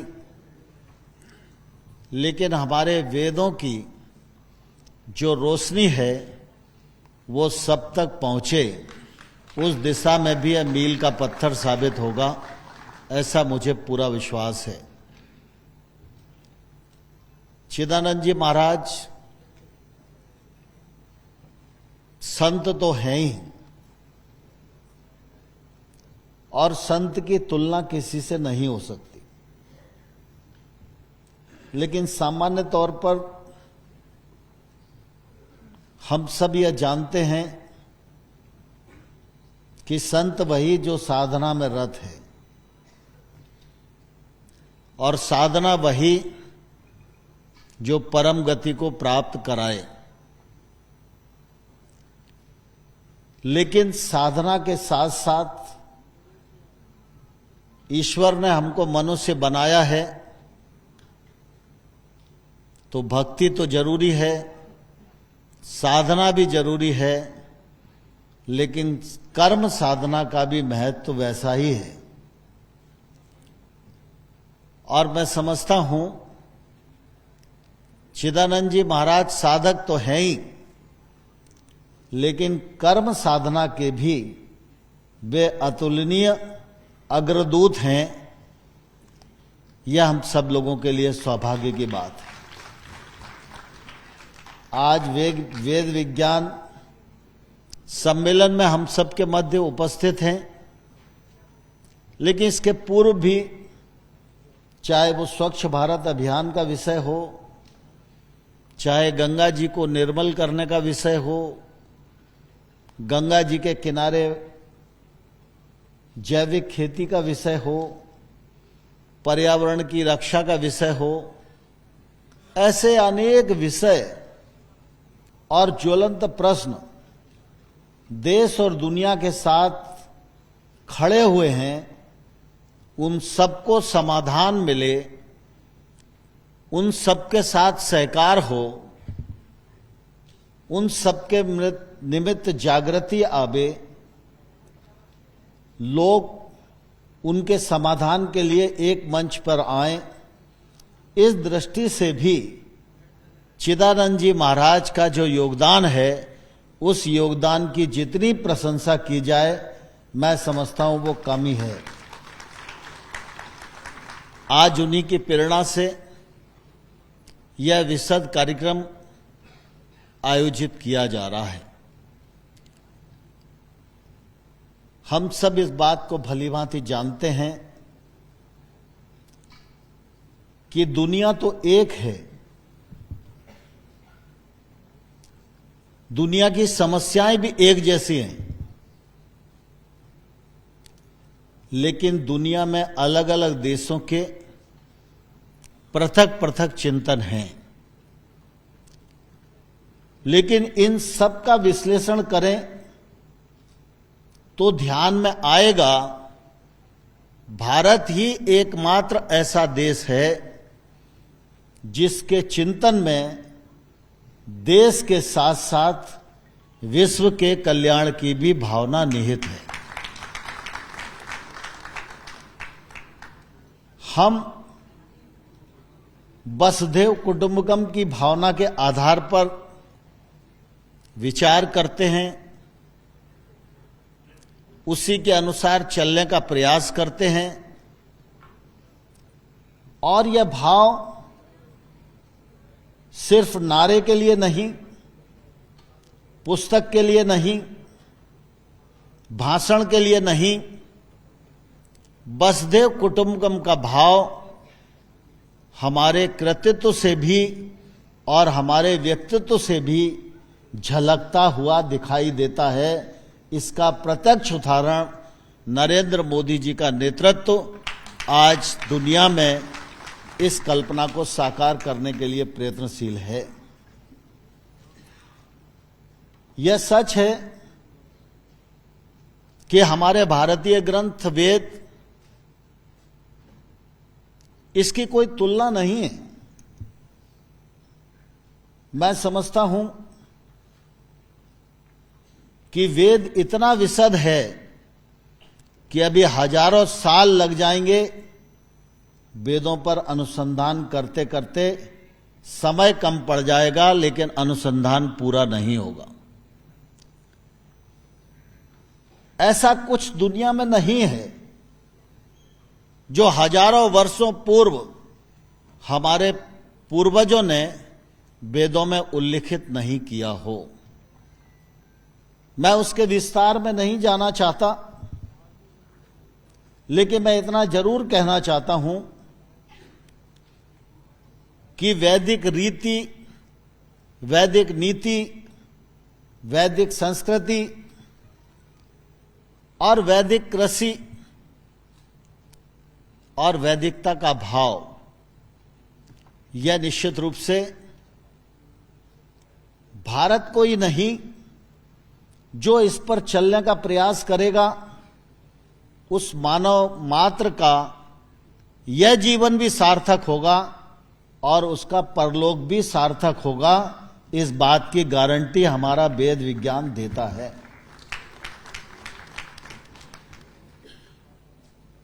आज आजादी के 75 वर्ष हो रहे हैं और इन 75 वर्षों में देश ने काफी तरक्की करने की कोशिश की है। आजादी का अमृत महोत्सव हम लोगों ने मनाया और अब प्रधानमंत्री जी ने कहा है 2047 में आजादी के 100 वर्ष होंगे। ये 25 वर्ष का जो कालखंड है, इसको प्रधानमंत्री जी अमृत काल कहते हैं। यही सच है। लेकिन मैं आप सबको इस अवसर पर कहना चाहता हूं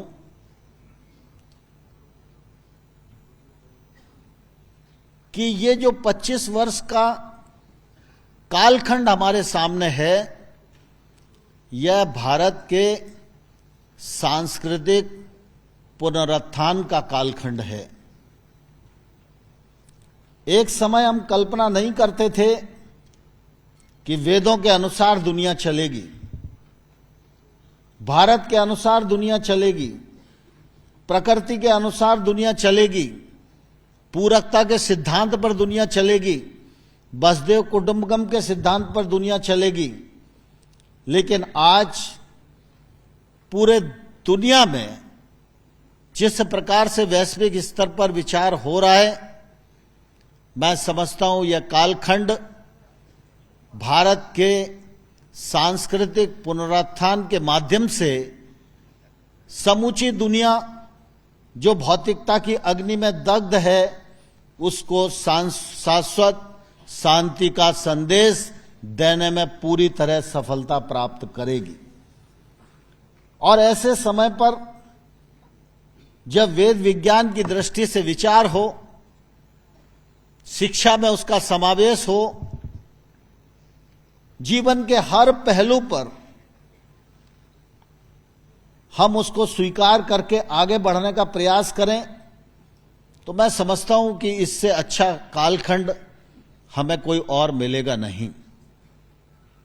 और इसलिए आज हम सब लोगों को इस दिशा में बहुत गंभीरता से विचार करने की आवश्यकता है। विचार चल रहा है। आज का यह कार्यक्रम विचार यात्रा का एक पड़ाव है और मुझे विश्वास है कि जब हम पड़ाव पर पहुंचे हैं तो एक दिन वो जरूर आएगा जब हम मंजिल पर पहुंचने में सफल होंगे।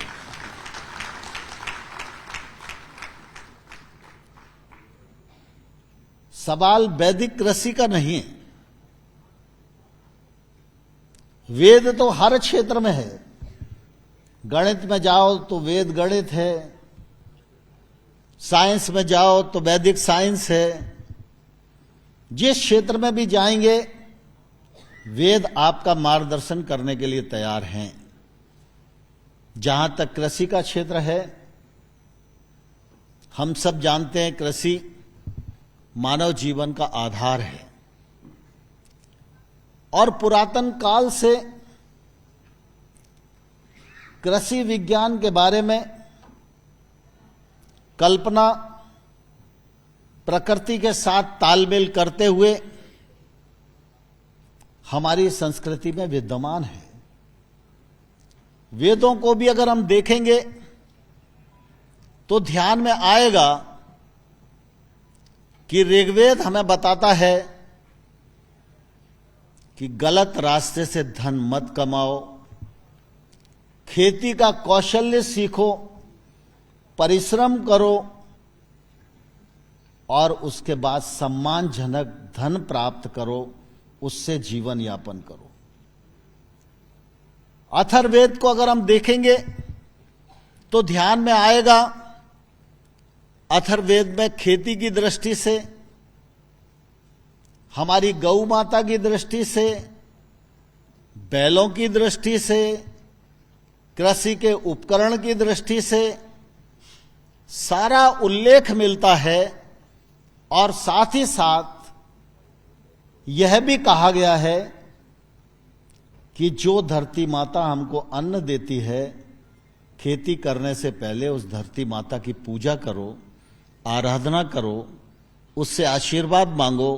हे मां, हम खेती करने जा रहे हैं, हमें आशीर्वाद दो, अच्छा धन धान्य पैदा हो।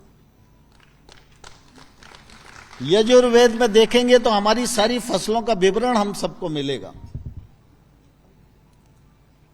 वैदिक पद्धति की खेती की तरफ हम विचार करेंगे तो हमारे ध्यान में आएगा कि आज की भारतीय कृषि पद्धति खेती, जिसको हम प्राकृतिक खेती कहते हैं, गाय आधारित खेती कहते हैं, कुछ लोग उसको जीरो बजट खेती भी कहते हैं। भिन्न भिन्न प्रकार से प्राकृतिक खेती की व्याख्या हमारे यहां भिन्न भिन्न प्रकार के मनीषी करते हैं और मुझे इस बात का गौरव है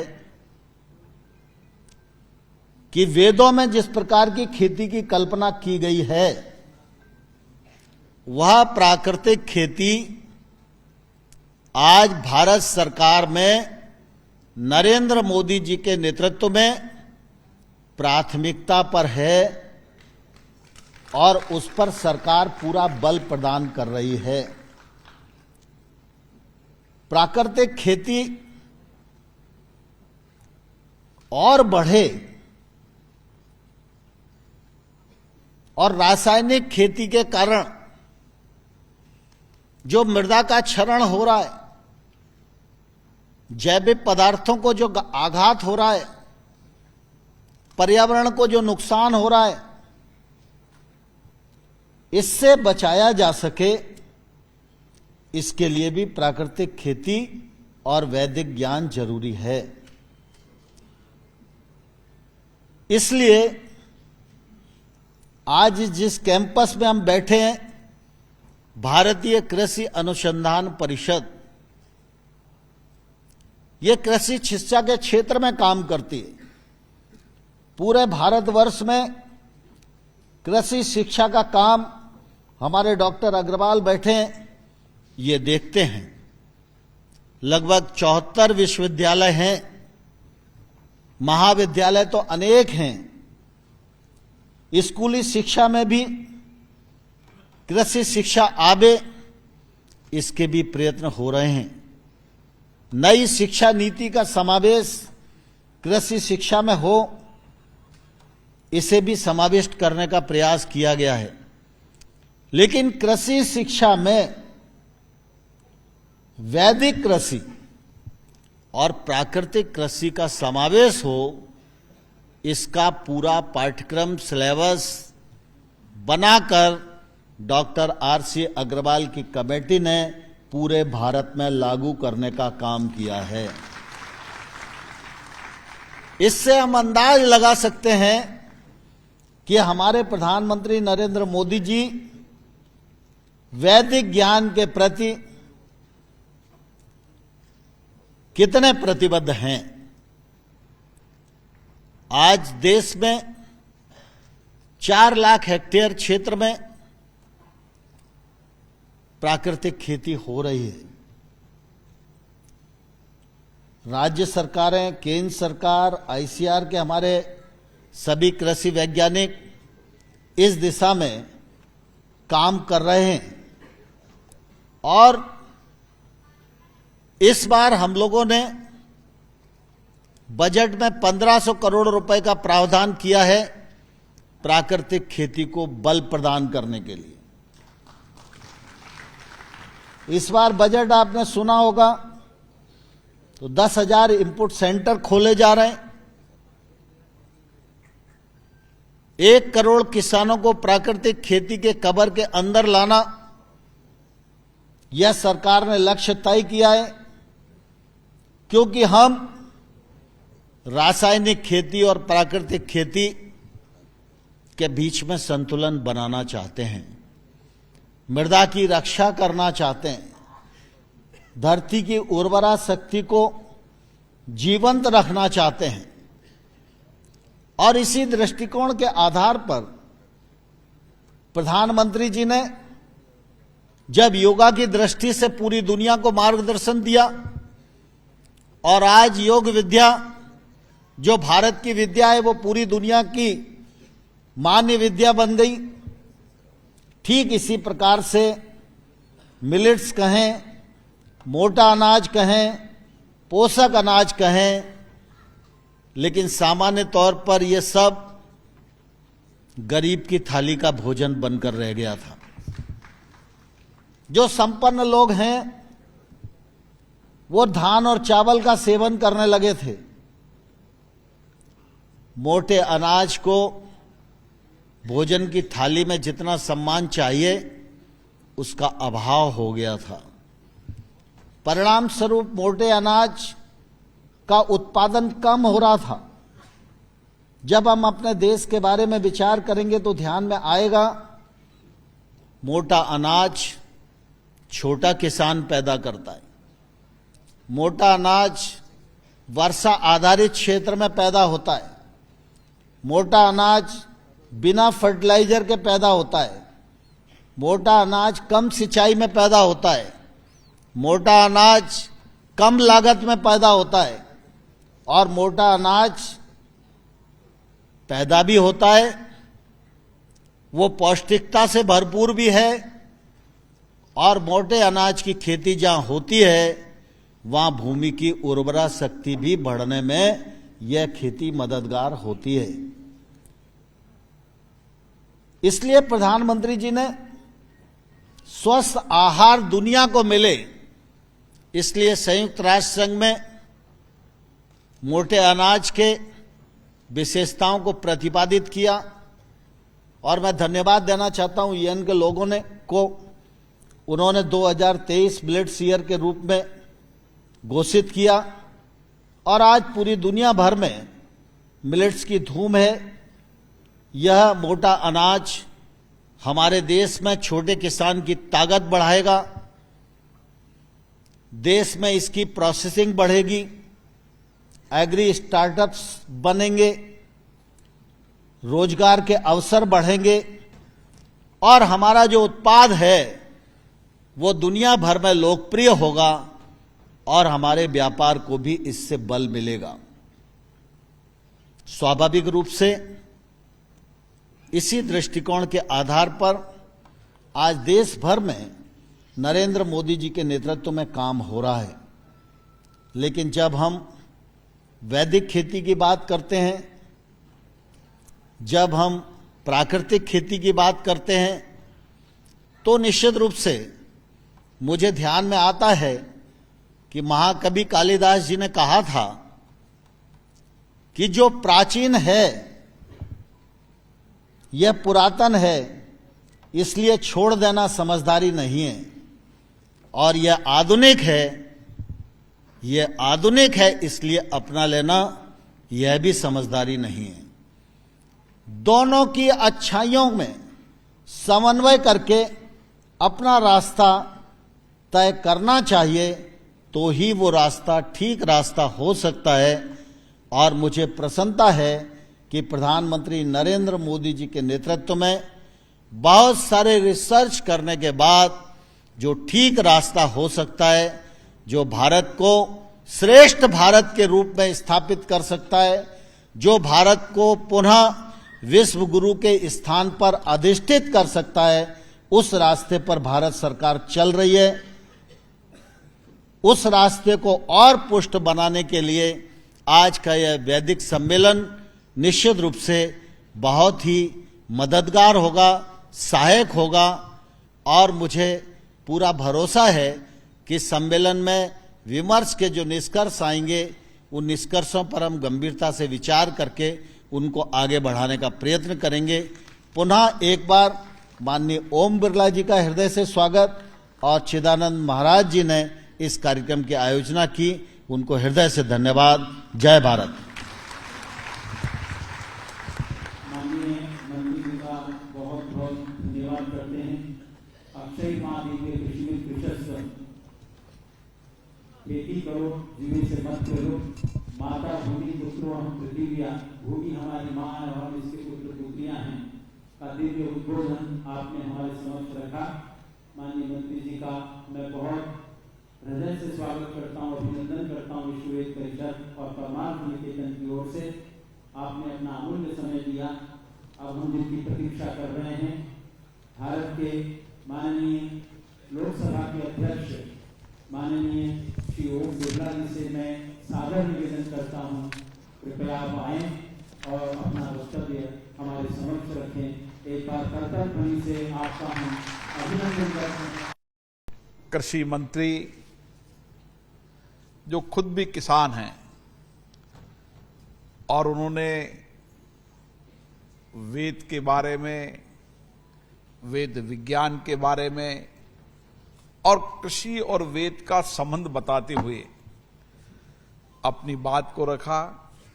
माननीय नरेंद्र सिंह जी तोमर साहब इस कार्यक्रम के प्रणेता, जिन्होंने भारत में नहीं पूरे विश्व के अंदर वेद, आध्यात्मिक योग, योग विज्ञान, कितनी व्याख्या की। दुनिया के अधिकतम देशों के अंदर भारतीय संस्कृति के अग्रदूत परम श्रद्धेय स्वामी चिदानंद जी महाराज हमारे बीच में ही, स्वामी प्रणवनाथ सरस्वती जी, आर्यवेश जी, आचार्य प्रद्युमन जी, आचार्य प्रेमपाल जी शास्त्री जी, आरसी अग्रवाल जी, देवेश प्रकाश जी, और हमारी संसद में हमारे सहयोगी सांसद जो वेद विज्ञान और जिनको अद्भुत ज्ञान है, जिन्होंने एक पुलिस सेवा में अपनी सेवाएं दी, वहां भी उन्होंने आध्यात्मिक रूप से मानवीय संवेदना के साथ काम किया। अब राजनीति क्षेत्र के अंदर भी, देश के अंदर भी और देश के अलावा विश्व के अलग अलग देशों के अंदर वेद विज्ञान के बारे में समय समय पर अपनी बात रखते हैं डॉक्टर सतपाल सिंह जी, और यहां पर पधारे इस सम्मेलन में जो वेद के बारे में, विज्ञान के बारे में, आध्यात्मिक चिंतन के बारे में अलग अलग क्षेत्रों के अंदर काम कर रहे हैं, उन सभी अतिथियों को भी मैं प्रणाम करता हूं। जैसा कि सतपाल जी ने बताया कि किस तरीके से हमारे ऋषियों ने ज्ञान को प्राप्त कर कर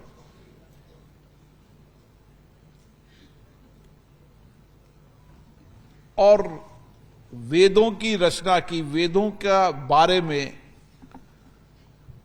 अलग अलग तरीकों से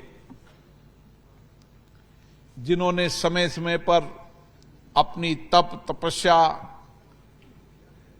के माध्यम से उस समय ऋषियों ने प्राप्त किया। वेदों ने किसी को लिखा नहीं, लेकिन ऋषियों के ज्ञान का अद्भुत संगम वेद आज भारत का नहीं, दुनिया के लिए रिसर्च का एक बड़ा आध्यात्मिक केंद्र बन चुका है। और इसीलिए वेद की जितनी व्याख्या की जाए, वेद को विज्ञान के माध्यम से व्याख्या की, तो वैज्ञानिकों ने माना जो कुछ भी विज्ञान में है वो वेद के कारण है। और इसीलिए वेद और विज्ञान के बारे में आज भारत में नहीं, दुनिया के अलग अलग देशों के अंदर जो रिसर्च हो रहा है, जो नया अनुसंधान हो रहा है, वो वेद में की बातों के आधार पर किस तरीके से ऋषि मुनियों ने उस समय अपने विचारों को, अपने अनुभवों को, अपने ज्ञान को वेद के माध्यम से समाज को दिया, और आज वैज्ञानिक उस पर अध्ययन कर रहे हैं और वह सत्यार्थ है, सत्य है, यह आज प्रमाणित हो रहा है। इसलिए वेद तात्विक भी है, व्यवहारिक भी है और यथार्थ भी है। और इसीलिए हमें कई बार लगता है कि चाहे मानवीय जीवन हो, चाहे सामाजिक जीवन हो, चाहे राष्ट्र जीवन हो, जीवन की हर आवश्यकताओं और जिज्ञासाओं को समेटने का काम वेद में है। और इसीलिए आज हम ये कह सकते हैं कि वेद और विज्ञान पर अनुसंधान अनवरत चलता रहेगा और नए नए अनुसंधान में वेदों की अलग अलग व्याख्या होगी। और इसीलिए सही कहा सतपाल जी ने कि वेद की उत्पत्ति कब हुई, कब पूर्ण हुआ, ये न कोई किताब में है न पुस्तक में है। ये बहुत बार डिबेट हुई, बहुत बार चर्चा हुई इसकी, लेकिन वेद तो अनवरत है। और वेद और विज्ञान के बारे में जितने लोगों ने जितनी व्याख्या की, अलग अलग तरीके से व्याख्या की, लेकिन व्यक्ति ने माना कि दुनिया के अंदर जो कुछ भी है, समाज जीवन में जो कुछ भी है, मनुष्य जीवन में जो कुछ भी है, आत्मा परमात्मा का जो कहीं न कहीं जुड़ाव है, और व्यक्ति के अंदर शरीर हो सकता है लेकिन उसकी आत्मा जीवंत है, ये सब वेद के द्वारा प्रमाणित होती है। और इसीलिए काल परिस्थितियां सब परिवर्तन हुई, हर काल परिस्थितियों के अंदर वेद की अलग अलग व्याख्या की। वेद का ललीचापन होने के कारण हर पीढ़ी को उसने कुछ न कुछ उपहार दिया, दिशा दी, ज्ञान दिया, आध्यात्मिक चिंतन दिया। और हमारे ऋषि मुनियों ने के उस वेद के ज्ञान को महर्षि वेद व्यास ने 4 भागों में विभाजित किया, ऋग्वेद, यजुर्वेद, समवेद, अर्थवेद, जिसकी अलग अलग विद्वानों ने भी यहाँ पर व्याख्या की है। उसकी कोई व्याख्या सीमित दायरे में, कम शब्दों में नहीं हो सकती, लेकिन उसके समय समय पर वेद की अलग अलग व्याख्या सभी लोगों ने की और ये सब अनंत चलती रहेगी। मैं इस मौके पर यहाँ पर हमारे बीच में बड़े चिंतन बैठे हैं, बड़े वैज्ञानिक भी बैठे हैं, अलग अलग वेद विज्ञान पर अनुसंधान करने वाले मैं विद्यार्थियों को भी देख रहा हूं और विशेष रूप से चिदानंद स्वामी जी लगातार ये प्रयास भारत में भी करते रहते हैं, भारत के बाहर भी करते रहते हैं। मुझे आशा है कि वेद विज्ञान की इस व्याख्या को, इस रिसर्च को दुनिया को पहुंचाने का काम आप सब लोग करेंगे और वेद विज्ञान से जो प्राप्त हुआ है उसको उपनिषद में अलग अलग तरीके से व्याख्या की है। और मेरा तो मानना है कि जीवन जीने की राह और सत्य के मार्ग पर राह करने का काम हम वेद से, उपनिषद से प्राप्त कर सकते हैं। इस मौके पर आप सब यहां पधारे, आपका चिंतन, आपकी चर्चा, आपका संवाद यहां पर निश्चित रूप से एक बेहतर परिणाम देगा। और मैं कह सकता हूं कि जब हम प्राचीनतम लोकतंत्र की बात करते हैं और दुनिया में कहते हैं कि भारत प्राचीनतम लोकतंत्र है, भारत लोकतंत्र की जननी है, तो जननी भी निकली है तो वेद से निकली है, उपनिषद से निकली है। और वेद उपनिषद के अंदर कई प्रमाण हैं, वर्षों पुराने प्रमाण हैं कि भारत की संस्कृति आध्यात्म में हमेशा लोकतंत्र रहा है, जीवन शैली में लोकतंत्र रहा है, कार्यशैली में लोकतंत्र रहा है, विचारधारा में लोकतंत्र रहा है। और इसीलिए आज भी दुनिया के अंदर लोकतंत्र शासन चलाने की सर्वश्रेष्ठ पद्धति है और भारत मदर ऑफ डेमोक्रेसी के रूप में आज दुनिया में भारत की पहचान है। आप सभी को बहुत बहुत धन्यवाद, बहुत बहुत साधुवाद। बहुत बहुत धन्यवाद माननीय लोकसभा अध्यक्ष जी का। आपका उद्बोधन सुनकर के हम बड़े प्रभावित हैं, प्रसन्नचित्त हैं और आपने अपना अमूल्य समय इस वेद विज्ञान सम्मेलन के उद्घाटन के लिए दिया है। हम सभी जितने भी यहाँ बैठे हैं और जितने भी सुन रहे हैं ऑनलाइन, उन सब की ओर से, लाखों लाखों लोगों की ओर से आपके प्रति बहुत बहुत कृतज्ञता ज्ञापित करते हैं। आशा भविष्य में भी आपका मार्गदर्शन हम सबको सदा प्राप्त होता रहेगा। पूज्य स्वामी चिदानंद जी, पूज्य स्वामी आर्यदेव जी, पूज्य स्वामी परमानंद जी, इन सब के संरक्षण में ये वेद विद्या पल्लवित हो, पुष्पित हो सारे भारत में, इसका संदेश आपने दिया है। और मैं निवेदन करना चाहता हूँ मित्रों, ये वैकुंठ परिवार की ओर से जितने भी बोर्ड लगे हैं पूरे दिल्ली में, जगह जगह, जेएनयू में, हमारे गुरुकुल गौतम नगर में, यहाँ आप इतनी सजावट देख रहे हैं और ये शुद्ध हनी, जिसकी प्रधानमंत्री जी के मन की बात में बहुत ही वो प्रभावित हुए और चर्चा की, तो ये सभी अतिथि गणों को शुद्ध हनी मधु भेंट करना चाह रहे हैं वैकुंठ परिवार जो हमारे साथ जुड़ा हुआ है। और ये जितना भी सजावट का काम है, ये सौम्या पांडे, हमारे राधन सिंह जी और इनका पूरा जितना भी परिवार है, इनकी ओर से ये शुद्ध मधु, जिसका वर्णन वेद में आता है, मधुमन में निक्रमण, मधुमन में परायणम, वाचा वदामि मधुमत भूयासम मधुसंदृशः। मैं मधु के समान बन जाऊं, मैं शहद के समान बन जाऊं। ये शुद्ध शहद आपको मिल रहा है और जिस पवित्र भावना के साथ आप आए हैं, इसका सेवन जरूर करें, जिसकी चर्चा आदरणीय प्रधानमंत्री जी ने मन की बात में की है। और हमारी सौम्या जी कह रही, मैंने पूछा सच सच बताना, मुझे वो वीडियो दिखाने लगी। मैंने कहा लोकसभा अध्यक्ष जी तो बड़े बड़े मंत्री हैं, तो बोले नहीं ग्रुप नहीं बोल रहे, बिल्कुल ठीक है, बहुत बहुत धन्यवाद। और हरित क्रांति का संदेश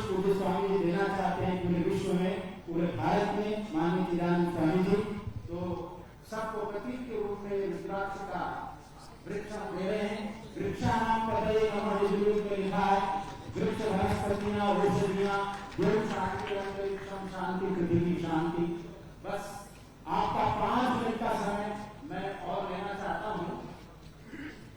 हमारे यहाँ स्वामी रामदेव जी महाराज भी पधारने वाले थे।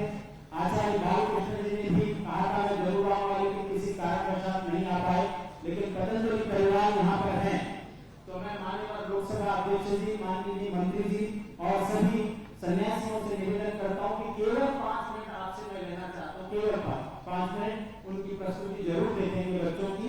उसके बाद राष्ट्रगान हो, उसके बाद पहले हरित क्रांति एक हाथ में ले लेंगे आप सभी मान्यवर, और ये टीवी में सब जगह जा रहा है, प्रचारित हो रहा है, क्योंकि हमारा विषय हरित का है। जैसे मैंने कहा औषधीनाम पतये नमः वनस्पतिनाम पतये नमः, हम संरक्षण करें, संवर्धन करें। ये दिव्य संदेश भारत के माननीय लोकसभा अध्यक्ष दे रहे हैं, माननीय कृषि मंत्री जी दे रहे हैं, डॉक्टर सत्यपाल जी और हमारे जितने भी विद्वत्गण यहाँ बैठे हैं, सन्यासी बैठे हैं। हमारा भारत किसी तरह से वृक्ष औषधियां वनस्पतियों से पल्लवित हो, पुष्पित हो। मैं निवेदन करना चाहता हूँ पतंजलि विश्वविद्यालय के बच्चों का एक छोटा सा सांस्कृतिक कार्यक्रम मान्यवर महोदय आप जरूर देख करके जाएंगे। इतना आपने अमूल्य समय हमको दिया है, केवल 5 मिनट और हम आपसे अपेक्षा करते हैं। पतंजलि विश्वविद्यालय जोरदार तालियां, हरिद्वार से ये बच्चे आए हैं। पतंजलि विश्वविद्यालय स्वामी रामदेव जी महाराज और आचार्य बालकृष्ण जी के शिष्य।